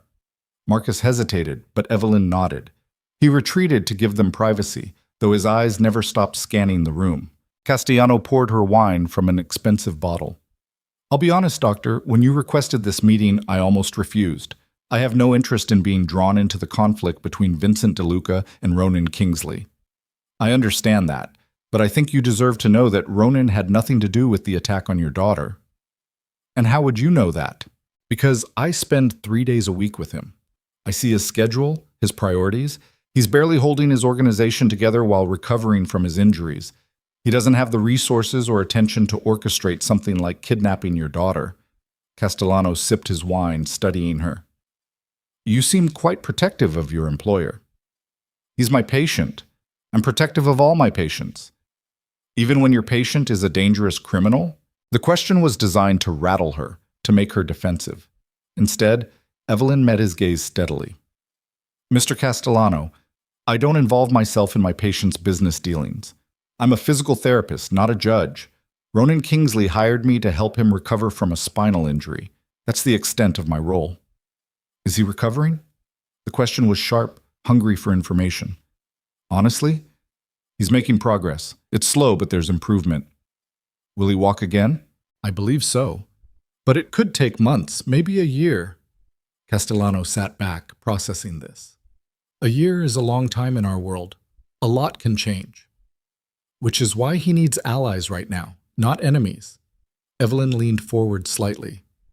Vincent DeLuca is consolidating power by creating chaos. He kidnapped your daughter to force you into choosing a side. But you staying neutral is exactly what he wants. It keeps you out of his way while he moves against Ronan. Or perhaps Ronan organized the kidnapping attempt to frame Vincent and force me to ally with him. If Ronan was that strategic, he wouldn't be in a wheelchair. The words came out harsher than intended, but they had the desired effect. Castellano actually smiled. You're honest. I appreciate that. He refilled her wine glass. Tell me, Dr. Carter, why do you care whether I support Ronan or not? What does it matter to you who controls the underworld? This was the dangerous part. The moment where one wrong word could expose everything. It matters because I don't want to watch him die, Evelyn said quietly. I've spent 6 weeks working to heal him, and I'd rather not see that work undone by a bullet because people who should know better decided to believe lies. The truth, or close enough to it, rang clear in her voice. Castellano studied her for a long moment, then nodded slowly. You genuinely care for him. It wasn't a question. Evelyn didn't deny it. That's dangerous, Castellano continued. Men like Ronan Kingsley don't have happy endings, Doctor. And the people close to them rarely survive the fallout. I'm aware of the risks. Are you? He leaned forward, his expression almost paternal. Because I don't think you understand what's coming. Vincent DeLuca is going to make a move before the 5 families meeting. Something dramatic. Something designed to prove Ronan is too weak to lead. And when that happens, you're going to be caught in the crossfire. Then help us prevent it. Side with Ronan publicly. Cut off Vincent's resources. And risk my family? My daughter barely survived yesterday's attack. I won't put her in danger again. She's already in danger. Evelyn's voice was urgent now. Vincent won't stop until he controls everything. Your neutrality is temporary. Eventually he'll come for you too. Castellano was quiet, considering. Finally he said, I'll think about what you've said, but I make no promises. It wasn't the answer she'd hoped for, but it was something. The meeting ended politely, and Marcus escorted her back to the car. How'd it go? He asked as they pulled into traffic. I don't know. He listened, but I can't tell if I convinced him. That's about as good as it gets with Castellano. They were halfway back to the estate when Marcus's phone rang. He answered, listened for 5 seconds, then his face went white. What? Evelyn asked, fear creeping up her spine. Marcus ended the call and immediately made a U-turn, tires screeching. There's been an explosion at the Blackwood estate, he said, voice tight. The residential wing. Multiple casualties. Evelyn's world tilted. Ronan, he's alive. But it's bad. Marcus drove like a demon through Manhattan streets, running red lights and weaving through traffic while Evelyn gripped the door handle and tried not to vomit from fear. The estate was chaos when they arrived. Fire trucks blocked the entrance, police cars everywhere, smoke billowing from the upper floors. Marcus flashed credentials and bullied their way through the perimeter. The residential wing was destroyed. Half of it was just gone, a smoking crater where Evelyn's suite had been. Emergency personnel swarmed the wreckage, searching for survivors. Helen met them in the main hall, her face covered in soot. "Where is he?" Marcus demanded. "Secondary office. He's fine. He was on the ground floor when it happened." Evelyn ran. She found Ronan in the small soundproofed office, very much not in his wheelchair, pacing like a caged animal, while security personnel gave him updates via radio. He looked up when she burst through the door, and visible relief washed across his face. "Evelyn!" She crashed into him, arms wrapping around his waist, face pressed against his chest. He held her tight, his heart pounding against her cheek. "I thought you were dead," she whispered. "I'm fine, I'm okay." His hands cradled the back of her head. "But you were supposed to be in your suite. If you hadn't gone to meet Castellano..." The implication hit like a freight train. The bomb had been placed in her suite. She was the target. "Vincent knows," Ronan said quietly. "He knows you matter to me, and he tried to eliminate you." Evelyn pulled back, looking up at his face. "How many people died?" 3 security personnel, 2 housekeeping staff." His voice was hollow. 5 people dead because Vincent decided to send a message." "What do we do?" Ronan's expression was Arctic fury, barely restrained. "We end this," he said. "Tonight." He pulled away from her and addressed Marcus. "Contact everyone. All our people. I want a full mobilization within the hour." "Boss, if you move now without the families..." "Fuck the families." Ronan's voice was steel. "Vincent just escalated this to war. He bombed my home, killed my people, tried to murder Evelyn. I'm done playing dead." "Ronan, wait." Evelyn tried to interject, but he was already moving, already planning, the Mafia Boss fully unleashed. "We hit Vincent's headquarters tonight. Full assault. No survivors." "That's suicide," Marcus protested. "He's fortified that building like a fortress. You go in there, you won't come out." "Then I won't come out." Ronan's smile was terrifying. "But neither will he." The room fell silent. Evelyn's mind raced, trying to find an argument that would cut through his rage. "This is what he wants," she said desperately. "He's baiting you into making a move before the 5 families meeting. If you attack him directly, you prove you're not recovered, and the families will..." "Oops, I don't care about the families anymore." Ronan turned to face her fully. "He tried to kill you, Evelyn. That's not a chess move. That's not strategy. That's Vincent declaring that nothing is off limits. And if I let that stand, he'll just try again." "So we protect her," Marcus said. "We move her somewhere safe until..." "There is nowhere safe!" Ronan's control finally snapped. "Don't you understand? Vincent knows she matters. That makes her a permanent target. The only way to protect her is to eliminate the threat." Evelyn stepped closer, forcing him to look at her. "If you attack Vincent tonight, you'll die," she said quietly. "And what happens to me then?" Ronan's jaw clenched. "You'll be free of this nightmare. No, I'll have watched another person I care about throw their life away because they thought violence was the only answer." Her voice cracked. "Don't do this, Ronan. There has to be another way." For a moment she thought she'd reached him. Then his phone buzzed. He checked it, and whatever he saw made his face go blank. "What?" Marcus asked. Ronan turned the screen toward them. It was a photo of Natasha. She was alive, sitting in what looked like a dark basement, hands zip-tied behind her, face bruised, a gun pressed against her temple. The accompanying text read, "Come alone to the Brooklyn Warehouse District, Pier 17, midnight, or your sister dies. Vincent." The room went silent. Evelyn's stomach dropped. "He knows you faked her exile." "No." Ronan's voice was cold, dead. "He knows I wouldn't have actually killed her. So he found her, and now he's using her as bait." "It's a trap," Marcus said unnecessarily. "Of course it's a trap." Ronan stared at the photo. "But I'm going anyway." "Ronan, she's my sister." He finally looked up, and his eyes held nothing but resignation. "She betrayed me. She deserves what happened, but she's still family. I can't just let him execute her." So you're going to walk into an ambush and let him execute you instead? Probably. Evelyn grabbed his arm. There has to be another way. There isn't. Ronan pulled free gently. This is how it ends, Evelyn. Vincent wins. I lose. And you get to walk away with your life. That's not good enough. It has to be. He cupped her face with both hands, memorizing her features.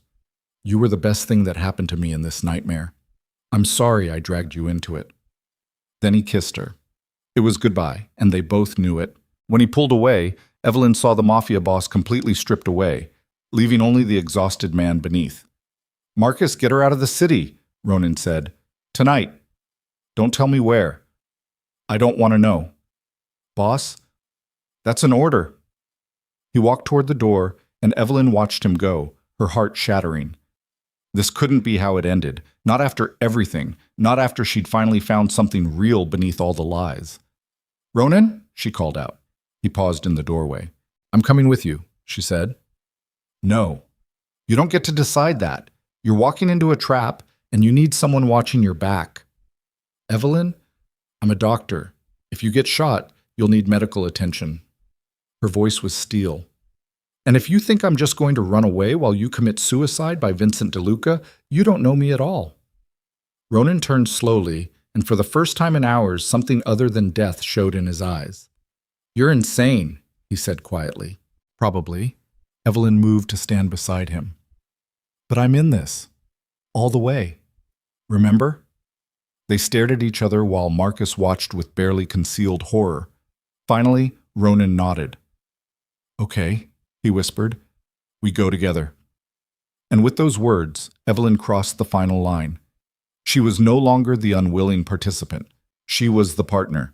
And whatever hell waited at Pier 17, they would face it side by side, even if it killed them both. Midnight approached like a death sentence. Evelyn sat in the back of an armored SUV watching Brooklyn blur past through rain-streaked windows, her hands clenched so tight her nails drew blood from her palms. Ronan sat beside her in silence, no longer pretending with the wheelchair, his body coiled with lethal tension beneath tactical gear Marcus had forced him into. Last chance to change your mind, Ronan said without looking at her. Marcus can drop you at a safe house before we reach the pier. No. Evelyn's voice was steady despite the fear clawing up her throat. We've been through this. We're driving into an ambush where you'll probably die. Then I die. She finally looked at him, really looked at him. This man who'd lied to her, manipulated her, trapped her, and somehow become the only thing in her life that felt real. But I'm not abandoning you. Ronan's hand found hers in the darkness between them, fingers interlacing. I don't deserve you, he whispered. Probably not. Evelyn squeezed his hand. But you're stuck with me anyway. Marcus drove with 4 additional vehicles following, 20 armed men total, the entirety of Ronan's remaining loyal security force. It wasn't enough. Everyone in the convoy knew it wasn't enough. Vincent would have triple that number waiting at the warehouse, but they were going anyway. 5 minutes out, Marcus announced from the driver's seat. Thermal imaging shows approximately 40 heat signatures inside the main warehouse structure. Another 15 scattered in surrounding buildings. 55 against 20, Ronan said calmly. I've had worse odds. When? Marcus asked. I'm lying. These are terrible odds. Despite everything, Evelyn almost laughed. The Brooklyn waterfront materialized through the rain, abandoned warehouses and rusted shipping containers. The kind of industrial wasteland where bodies disappeared and nobody asked questions. Pier 17 was at the end of a long access road flanked by dark water on both sides. One way in, one way out. Perfect kill box. Stop here, Ronan ordered when they were still 200 yards from the warehouse. Close enough to see, far enough to retreat if this goes immediately sideways. The convoy stopped. Engines idled. Rain hammered the roof. Ronan's phone buzzed with an incoming text.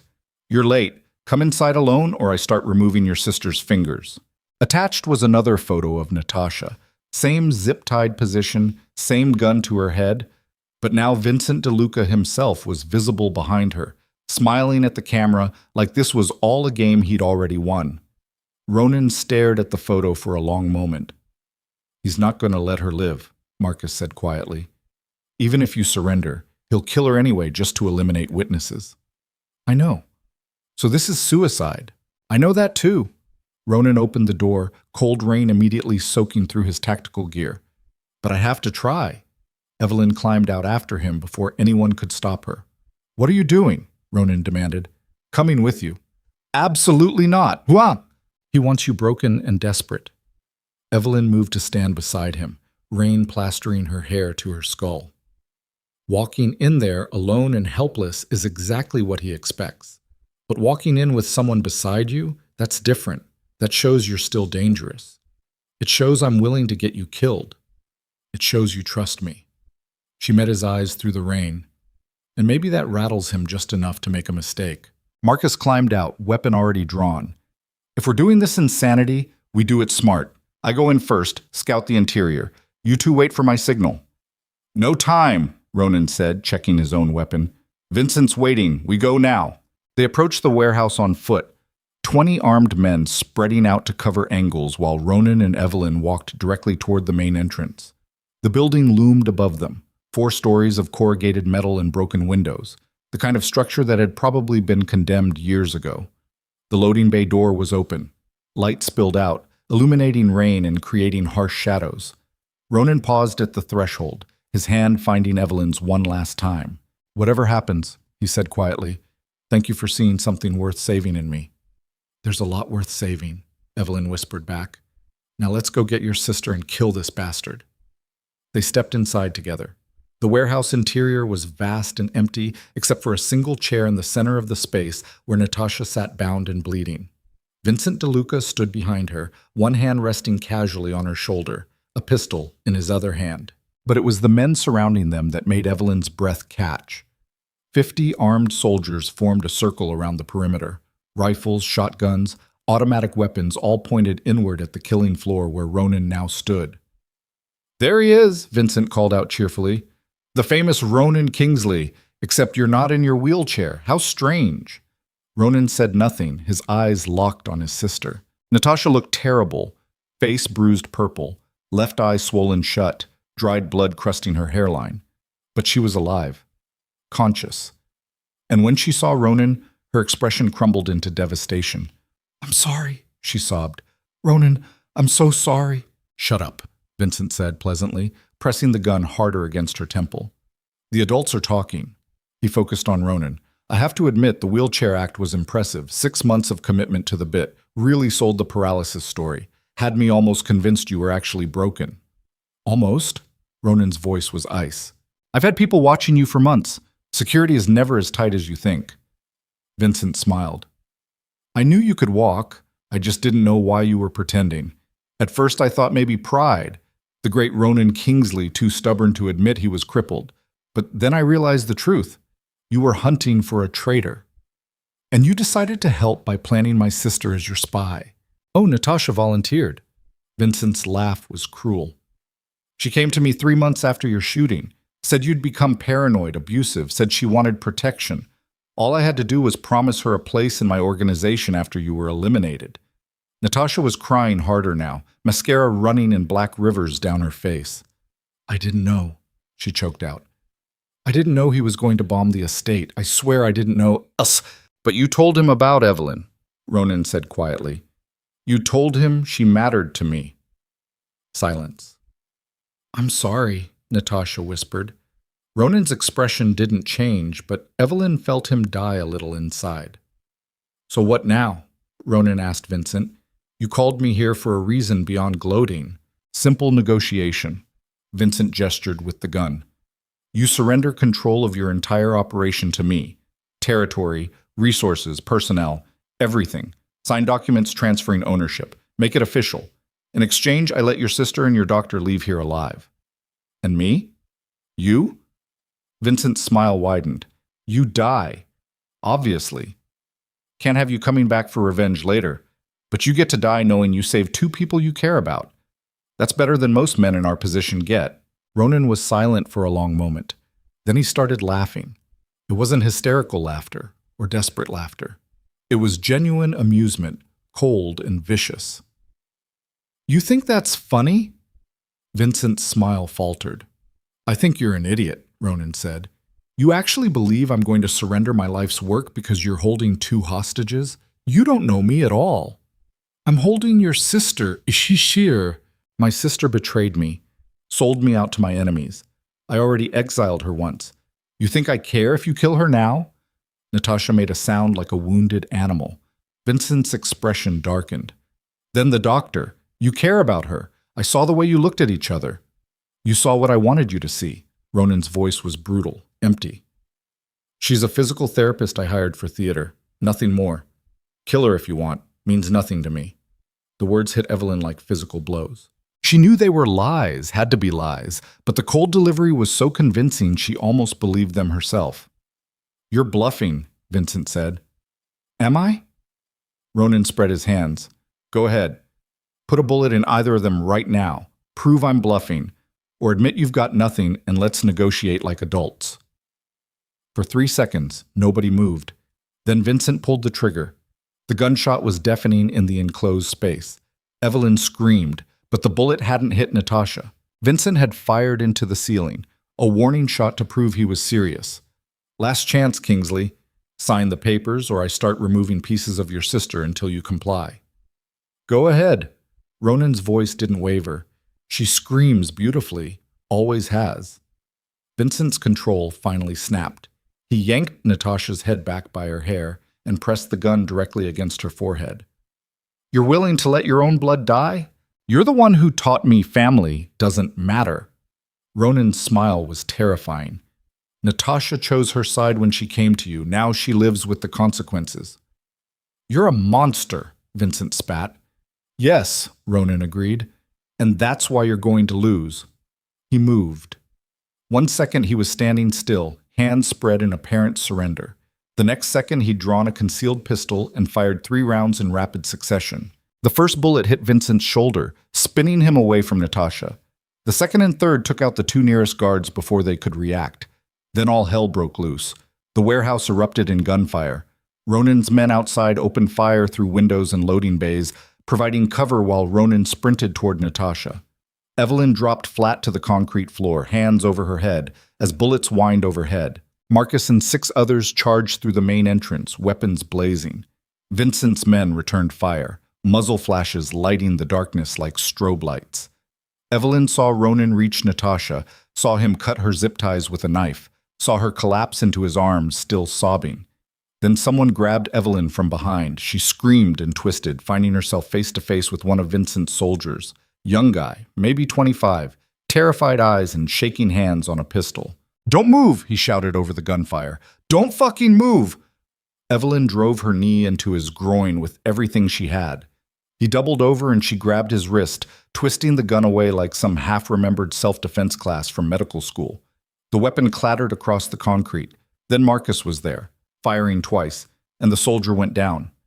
Stay behind me, Marcus ordered, already moving toward Ronan's position. Evelyn followed, keeping low, her heart hammering so hard she could barely hear the gunfire anymore. Bodies littered the warehouse floor, impossible to tell which side was winning. Ronan had gotten Natasha to partial cover behind a steel support column. She was conscious, but barely, bleeding from somewhere Evelyn couldn't see in the chaos. We need to move, Ronan shouted over the noise. This position won't hold. A grenade rolled across the floor. Time slowed to syrup. Evelyn saw it tumbling end over end, black metal and certain death, rolling directly toward where Natasha lay against the column. Ronan saw it too. He threw himself on top of his sister, covering her body with his own. Marcus dove toward the grenade, trying to kick it away. And Evelyn, operating on pure instinct and zero thought, grabbed the back of Ronan's tactical vest and pulled with desperate strength. The grenade exploded. The concussion wave picked Evelyn up and threw her 6 feet backward into a concrete wall. Her head cracked against stone. Vision went white with pain, ears ringing so loud she couldn't hear anything else. She tasted blood. Tried to move and couldn't. Everything hurt. Through the ringing and the smoke and the pain, she saw Ronan stirring, saw him push himself up on shaking arms, saw him check Natasha, still alive, unconscious but breathing. Then Ronan looked around wildly until he found Evelyn crumpled against the wall. Their eyes met across the smoke-filled warehouse. He crawled toward her, moving fast despite obvious injuries. Blood ran from a cut above his eye. His hands were shaking.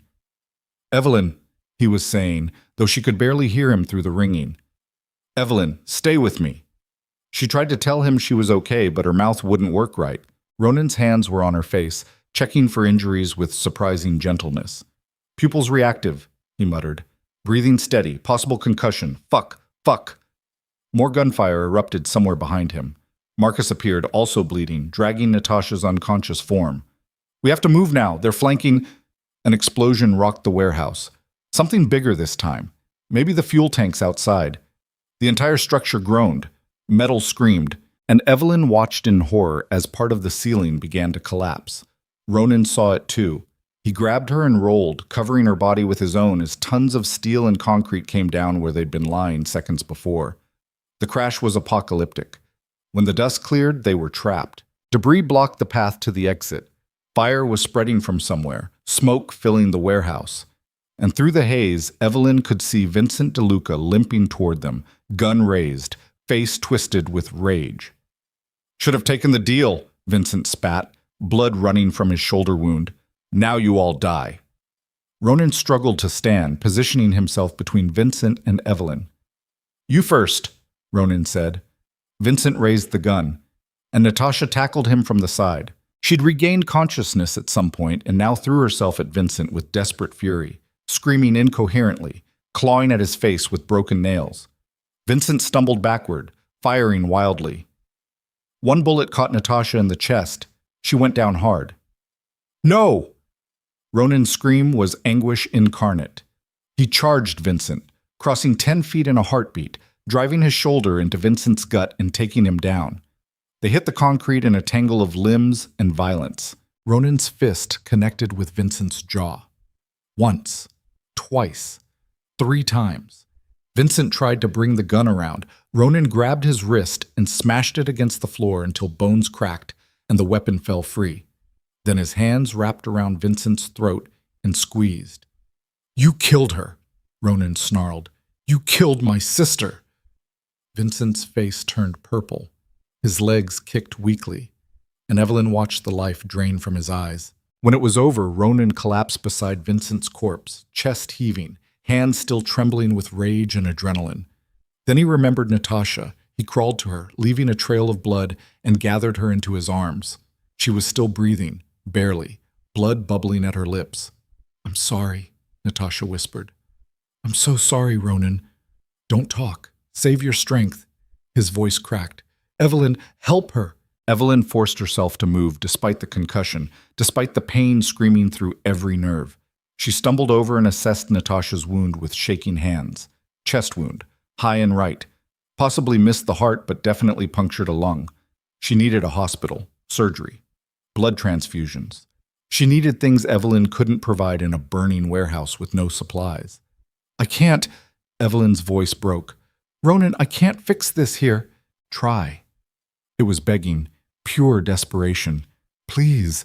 Evelyn pressed her hands against the wound, trying to slow the bleeding, but it was everywhere, too much, Natasha's eyes already going glassy. Tell Mom. Natasha coughed, more blood.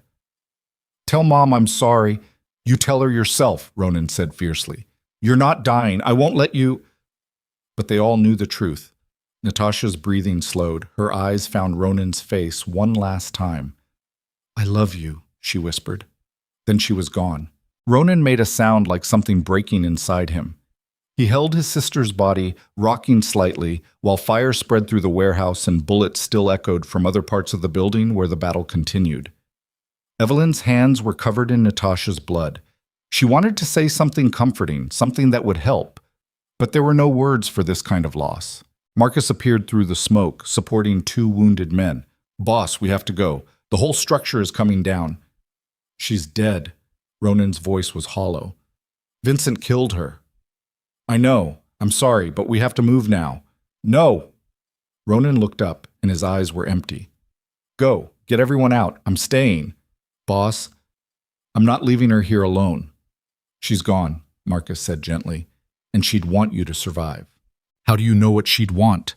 Ronan's scream was anguish. I exiled her, abandoned her, let Vincent find her and use her as bait. This is my fault.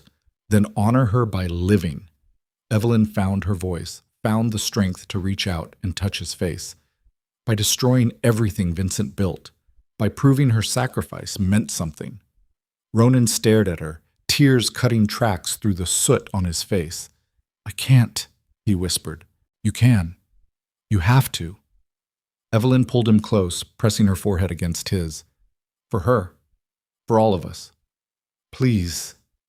More ceiling sections groaned overhead. Marcus grabbed Ronan's arm. "Now, boss. We go now or we don't go at all." For one endless moment, Evelyn thought Ronan would refuse. Then he gently laid Natasha down, closed her eyes, and stood.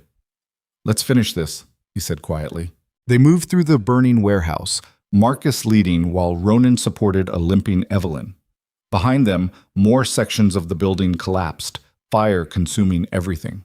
They emerged into rain and chaos. The battle was over. Vincent's remaining men had either fled or surrendered when word spread that their boss was dead.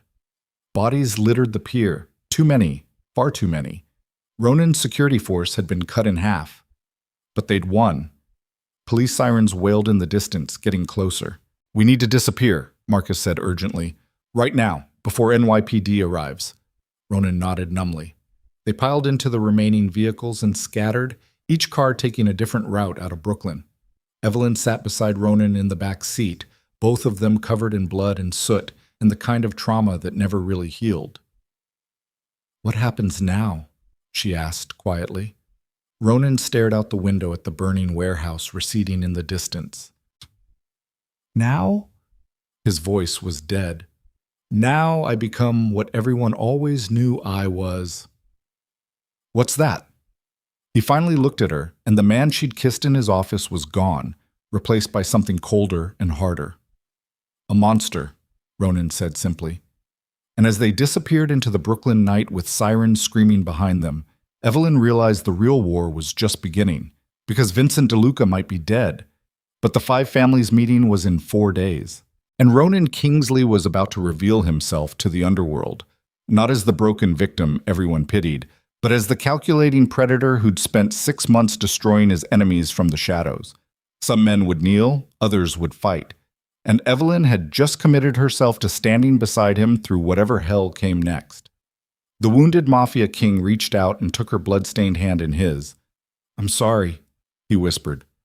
"For what?" "For everything you're about to become because you chose me." Evelyn squeezed his hand. "I chose you," she said firmly, "and I don't regret it." Even if she should, even if it destroyed her, even if there was no coming back from the line they'd just crossed together in that warehouse. The rain washed blood from the SUV's windshield as they drove toward an uncertain future. And somewhere in the ruins of Pier 17, Natasha Kingsley's body lay cooling beneath collapsing steel and spreading fire. One more casualty in a war that had no real winners. Only survivors. And the question now was whether Ronan and Evelyn would be among them. The safe house was a brownstone in Queens that nobody knew existed. 3 stories of carefully maintained anonymity where Ronan's organization had hidden witnesses, protected assets, and occasionally nursed the wounded back from the edge of death. Evelyn sat in a second-floor bathroom at 4 in the morning, mechanically washing Natasha's blood from beneath her fingernails while her reflection stared back like a stranger. Her face was bruised purple along one cheekbone where she'd hit the warehouse wall. Her eyes were hollow, haunted by images that would never fade. The water ran pink, then clear, but her hands still felt stained. Behind her, the shower was running. Ronan had been in there for 20 minutes, the water scalding hot, trying to wash away things that couldn't be cleaned with soap and heat. When he finally emerged, wrapped in a towel with steam following him like a ghost, Evelyn saw the truth written across every inch of his body. Fresh bruises layered over old scars, cuts that would leave marks. And in his eyes, something fundamental had broken that might never heal. "How bad?" she asked, gesturing toward the various injuries. "Nothing permanent." His voice was rough, scraped raw. Marcus checked. Cracked rib, maybe 2. Some burns from the explosion. The rest is just pain. "Let me see." She stood and moved closer, her medical training overriding exhaustion. Ronan didn't protest as she examined his ribs with careful fingers, pressing gently to assess the damage. "Definitely cracked," she confirmed. "You need to wrap them. Limit movement for at least 2 weeks. I don't have 2 weeks. Ronan caught her wrist, holding her hand against his chest where his heart beat steady despite everything. The 5 families meeting is in 4 days. I have to be there. Have to prove I'm not the broken victim they all think I am. You can barely stand. I'll manage. His grip tightened slightly. I always manage. Evelyn looked up at him. Really looked at the man she'd somehow fallen in love with, despite every logical reason not to. The Mafia Boss who'd manipulated her into his orbit, who'd lied about paralysis for 6 months, who just strangled his enemy to death with bare hands while his sister died bleeding on a warehouse floor. She should be horrified, should be planning her escape. Instead, she leaned up and kissed him softly, tasting copper and rain and desperation. Ronan kissed her back like she was oxygen and he'd been drowning. When they finally broke apart, he pressed his forehead against hers. I got you into this, he whispered. I destroyed your normal life and dragged you into hell. I know. You should hate me. Probably. Evelyn's fingers traced the edge of his jaw. But I don't. And that terrifies me more than anything that happened tonight. Why? Because loving you means accepting that I'll never be the person I was before. The doctor who saved lives and followed rules and believed the world was fundamentally good. Her voice cracked. That woman died in the warehouse, and I don't know who I am anymore. Ronan pulled her close, wrapping his arms around her despite the pain it caused his ribs. You're someone who fought beside me when you could have run, he said quietly. Someone who pulled me away from a grenade. Someone who tried to save my sister even when it was hopeless. He tilted her chin up, forcing her to meet his eyes. You're the person who sees the monster I am and chooses to stay anyway. That's who you are now. Is that enough? It's everything. They stood there in the steam-filled bathroom, 2 people who'd survived hell together and had no idea how to exist in the world after. Finally, Evelyn pulled away. Get some sleep. I'll wrap your ribs in a few hours. Where are you going? To check on the others. Make sure nobody's bleeding to death while we're having a moment. Ronan caught her hand before she could leave. Evelyn. Yeah? Thank you. The words were simple, but the weight behind them was everything. For staying, for fighting, for not giving up on me when you had every reason to. Evelyn managed a tired smile. You're welcome. Now get in bed before you collapse. She left him standing there, a wounded king in a borrowed safe house, and went downstairs to do what she could for the other survivors. The next 3 days blurred together in a haze of medical care and strategic planning. 12 of Ronan's men had survived the warehouse battle. 8 were wounded badly enough to need serious attention. Evelyn worked around the clock with the supplies they had, stitching wounds, setting a broken arm, monitoring for infection with antibiotics scavenged from veterinary sources since hospitals were too dangerous. She discovered she was good at battlefield medicine. Steady hands, clear thinking under pressure, the ability to make life or death decisions without freezing. It should have disturbed her how easily she adapted. It didn't. Marcus coordinated security and intelligence gathering, monitoring police reports and rival family reactions. The warehouse fire had been blamed on a gang dispute. NYPD was investigating, but nobody was talking. Vincent DeLuca's body had been identified in the rubble, along with 32 others, including Natasha. The underworld was buzzing with speculation. Some thought Ronan had died in the battle. Others suspected he'd survived, but was too injured to show his face. The uncertainty created a power vacuum that ambitious men were already trying to fill. And through it all, Ronan planned.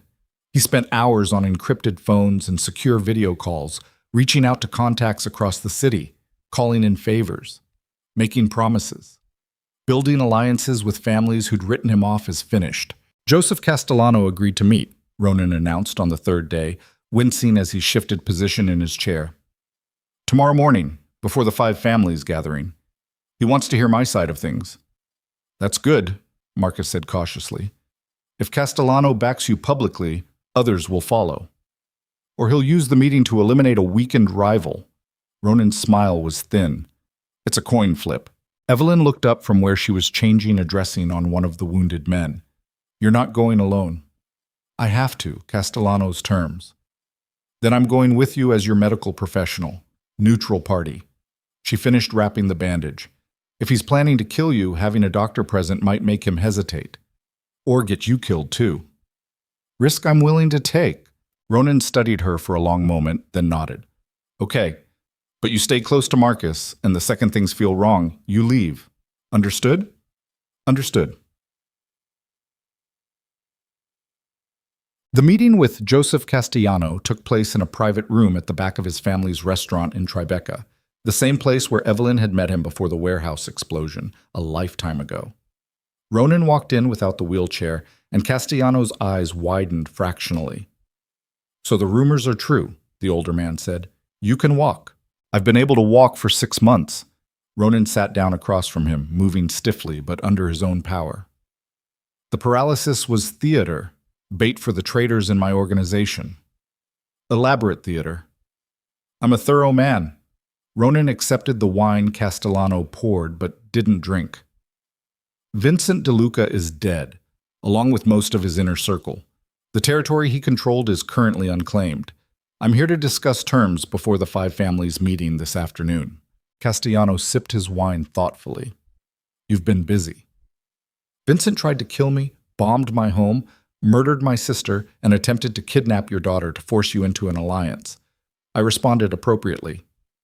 By burning half the Brooklyn waterfront and leaving 33 bodies for the police to clean up? 34 if you count Vincent. Ronan's smile was cold. But who's counting? Silence stretched between them. Evelyn sat slightly behind Ronan, hands folded in her lap, watching the 2 men measure each other like predators deciding whether to fight or negotiate. Finally, Castellano spoke.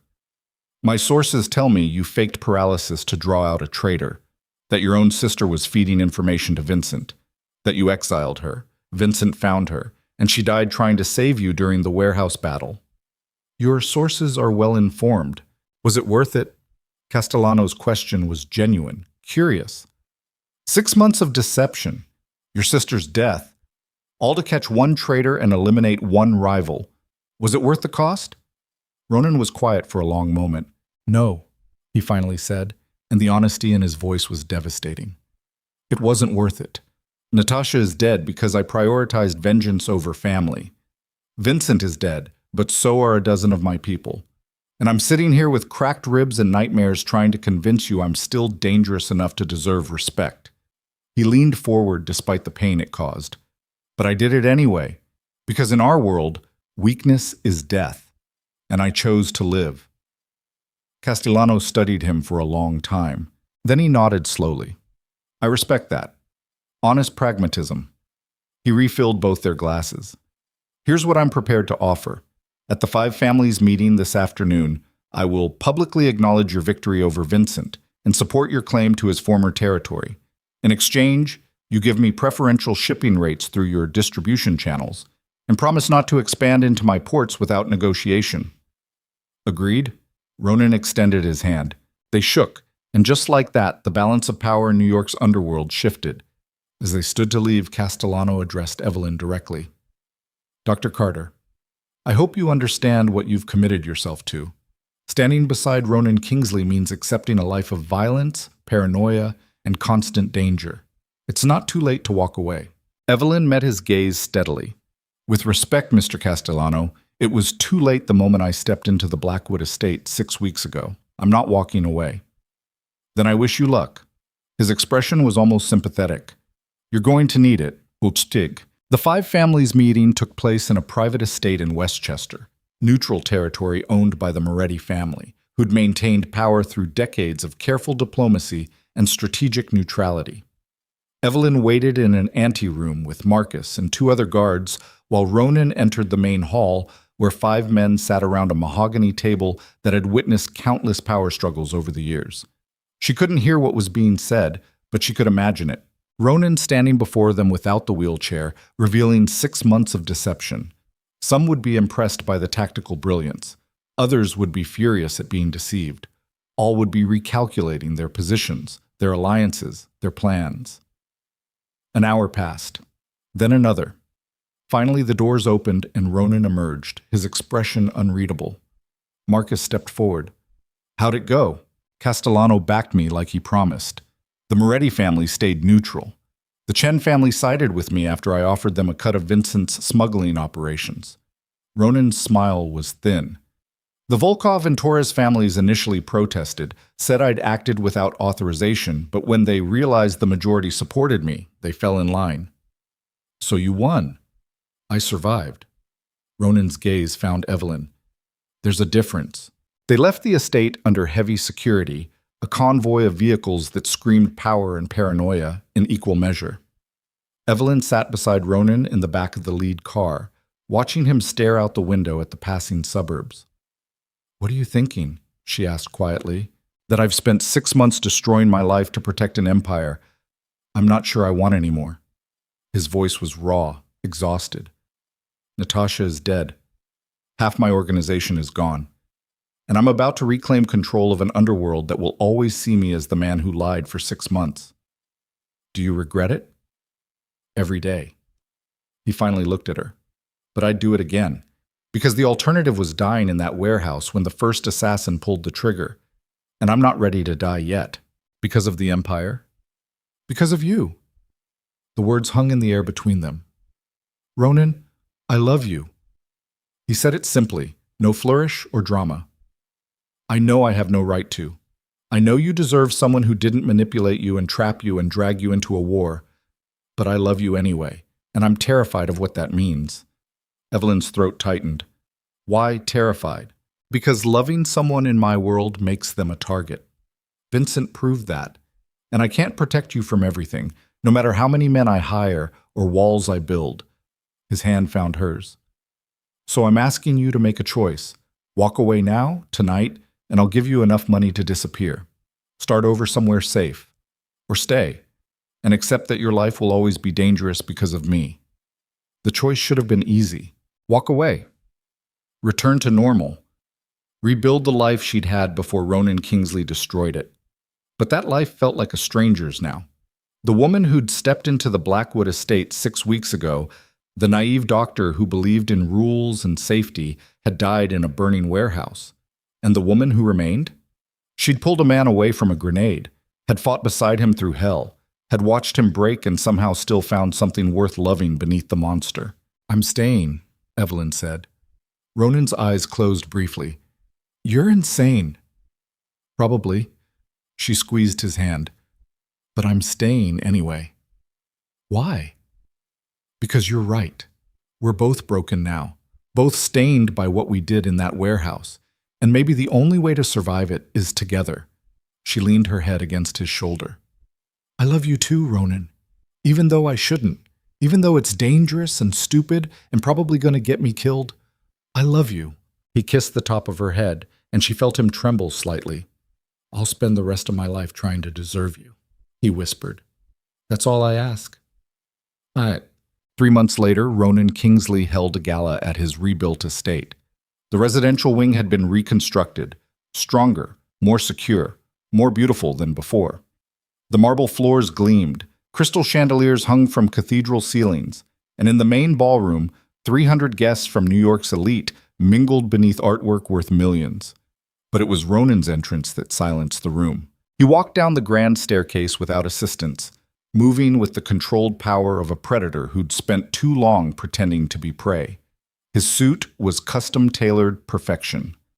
His expression was carved from stone, and beside him, Evelyn descended in a midnight blue gown that transformed her from doctor to queen. The message was unmistakable. The king had returned, and he'd brought someone with him. Whispers rippled through the crowd. Some people stared openly. Others looked away, intimidated or ashamed or calculating how to use this new information. Ronan led Evelyn to the center of the ballroom and pulled her into a dance. They're all staring, Evelyn murmured. Let them. Ronan's hand pressed against the small of her back. They need to see that I'm not the broken victim they wrote off. And they need to see that you're under my protection. Is that what I am? Protected property? You're the woman I love. His voice was low enough only she could hear. And anyone who threatens you answers to me. That's not ownership. That's a promise. They danced in silence for a moment, swaying to strings and piano, while hundreds of eyes watched. Do you ever regret it? Evelyn asked quietly. Everything that happened. Everything we did. Ronan was quiet for a long moment. I regret Natasha, he finally said. I regret the people who died because of my choices. I regret the innocence you lost getting pulled into my world. He pulled back slightly to meet her eyes. But I don't regret finding you, and I don't regret surviving. Even though survival cost everything? Survival always costs everything. His smile was sad. The question is whether what remains is worth the price. And is it? He spun her gently, the gown flaring, and when he pulled her back, his expression held something she'd never seen before. Peace, maybe?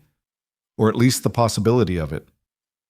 Yes, Ronan said, you're worth every scar, every nightmare, every moment of hell we survived together. You're worth it all. Tears pricked Evelyn's eyes, but she refused to let them fall. Not here. Not in front of 300 witnesses who would interpret emotion as weakness. I hope so, she whispered. I know so. The song ended and another began. They kept dancing, two people who'd found each other in the worst possible circumstances and somehow made it work. Around them, the gala continued. Deals were made. Alliances formed. The underworld spun on its axis of power and violence. But in the center of it all, Ronan and Evelyn existed in their own small universe, where the outside world couldn't quite reach. Later that night, after the guests had departed and the staff had cleaned away evidence of celebration, Evelyn found Ronan on the penthouse balcony overlooking Manhattan. He stood at the railing, still in his tuxedo but with the jacket discarded and tie loosened, staring out at the city that had almost killed him. It's beautiful, Evelyn said, moving to stand beside him. It's a battlefield. Ronan's voice was quiet. Every light down there represents someone fighting to survive. Some will make it. Most won't. Cheerful thought. I'm not a cheerful man. He glanced at her and something soft crept into his expression. But you make me want to be. Evelyn leaned against his side, fitting perfectly under his arm. Tell me something true, she said. About what? About us. About what happens now. No lies. No strategy. Just truth. Ronan was quiet for so long she thought he wouldn't answer. Then he said, The truth is that I'm still a dangerous man in a dangerous world. The truth is that people will always try to use you against me. The truth is that our lives will never be normal or safe or easy. He turned to face her fully, taking both her hands in his. But the truth is also that I will love you until my last breath. That I will fight every enemy and burn every bridge and destroy anyone who tries to hurt you. That you are the only good thing I've ever done in a life full of terrible choices. His voice cracked slightly. And the truth is that I'm terrified every single day that you'll realize you deserve better and leave. Evelyn reached up and cupped his face in her hands. I'm not leaving, she said firmly. I've made my choice. I choose you. Every day, no matter what comes, I choose you. Even knowing what I am? Especially knowing what you are. She pulled him down and kissed him softly. Because I'm not the innocent doctor anymore either. We're both monsters now. And maybe monsters are the only ones who can love other monsters without flinching. Ronan kissed her back with desperate intensity, pouring months of fear and violence and impossible love into the connection between them. When they finally pulled apart, he rested his forehead against hers. I don't deserve you, he whispered. You've said that before. I'll probably say it again. And I'll keep choosing you anyway. Evelyn smiled. Get used to it. They stood there on the balcony as dawn began creeping across the Manhattan skyline, painting the city in shades of gold and rose. Two broken people who'd found something whole in each other. A mafia boss who'd faked paralysis for 6 months and lost his sister in the process. A doctor who'd become complicit in violence and discovered she was stronger than she ever imagined. Neither of them was the person they'd been when this started. Both of them were exactly where they needed to be. What happens now? Evelyn asked as the sun rose over the city. Ronan pulled her closer, wrapping both arms around her waist, and considered the question seriously. Now we rebuild, he said. We honor the people we lost by living better than they could. We find moments of peace in the chaos. We love each other as hard as we can for as long as we can. That's it? That's everything. Evelyn turned in his arms to watch the sunrise paint Manhattan in fire and gold. Ronan held her from behind, his chin resting on her shoulder, And for the first time in months, neither of them was running from something or planning for the next battle. They were just present, together, alive. "I love you," Evelyn said quietly. "I love you too," Ronan replied. And in that moment, standing on a balcony overlooking the city that had tried to destroy them both, they finally found what they'd been searching for all along. Not redemption, not forgiveness, not salvation from their sins or escape from their choices, just each other. And somehow, impossibly, that was enough. The sun climbed higher, burning away the shadows of the night before. Below them, Manhattan woke to another day of struggle and survival. The underworld would continue spinning, enemies would still plot, danger would always lurk in the margins. But Ronan Kingsley was no longer the broken man pretending to be paralyzed, and Evelyn Carter was no longer the innocent doctor who believed the world was fundamentally good. They were something new now, something forged in fire and blood and impossible choices. They were survivors, partners, two people who'd looked into hell and walked out the other side holding hands. And whatever came next, whatever new threats emerged or old enemies resurfaced, they would face it together. Because that's what you did when you found someone worth fighting for. You fought, you survived, you loved them with everything you had, and you never, ever let go. The Mafia Boss and the Doctor stood together as dawn broke over Manhattan, two monsters who'd found humanity in each other, and finally, allowed themselves to believe that maybe, just maybe, they'd earned the right to something resembling peace, not happily ever after. There was no such thing in their world, but happy enough for now. And that was more than either of them had dared to hope for when this all began.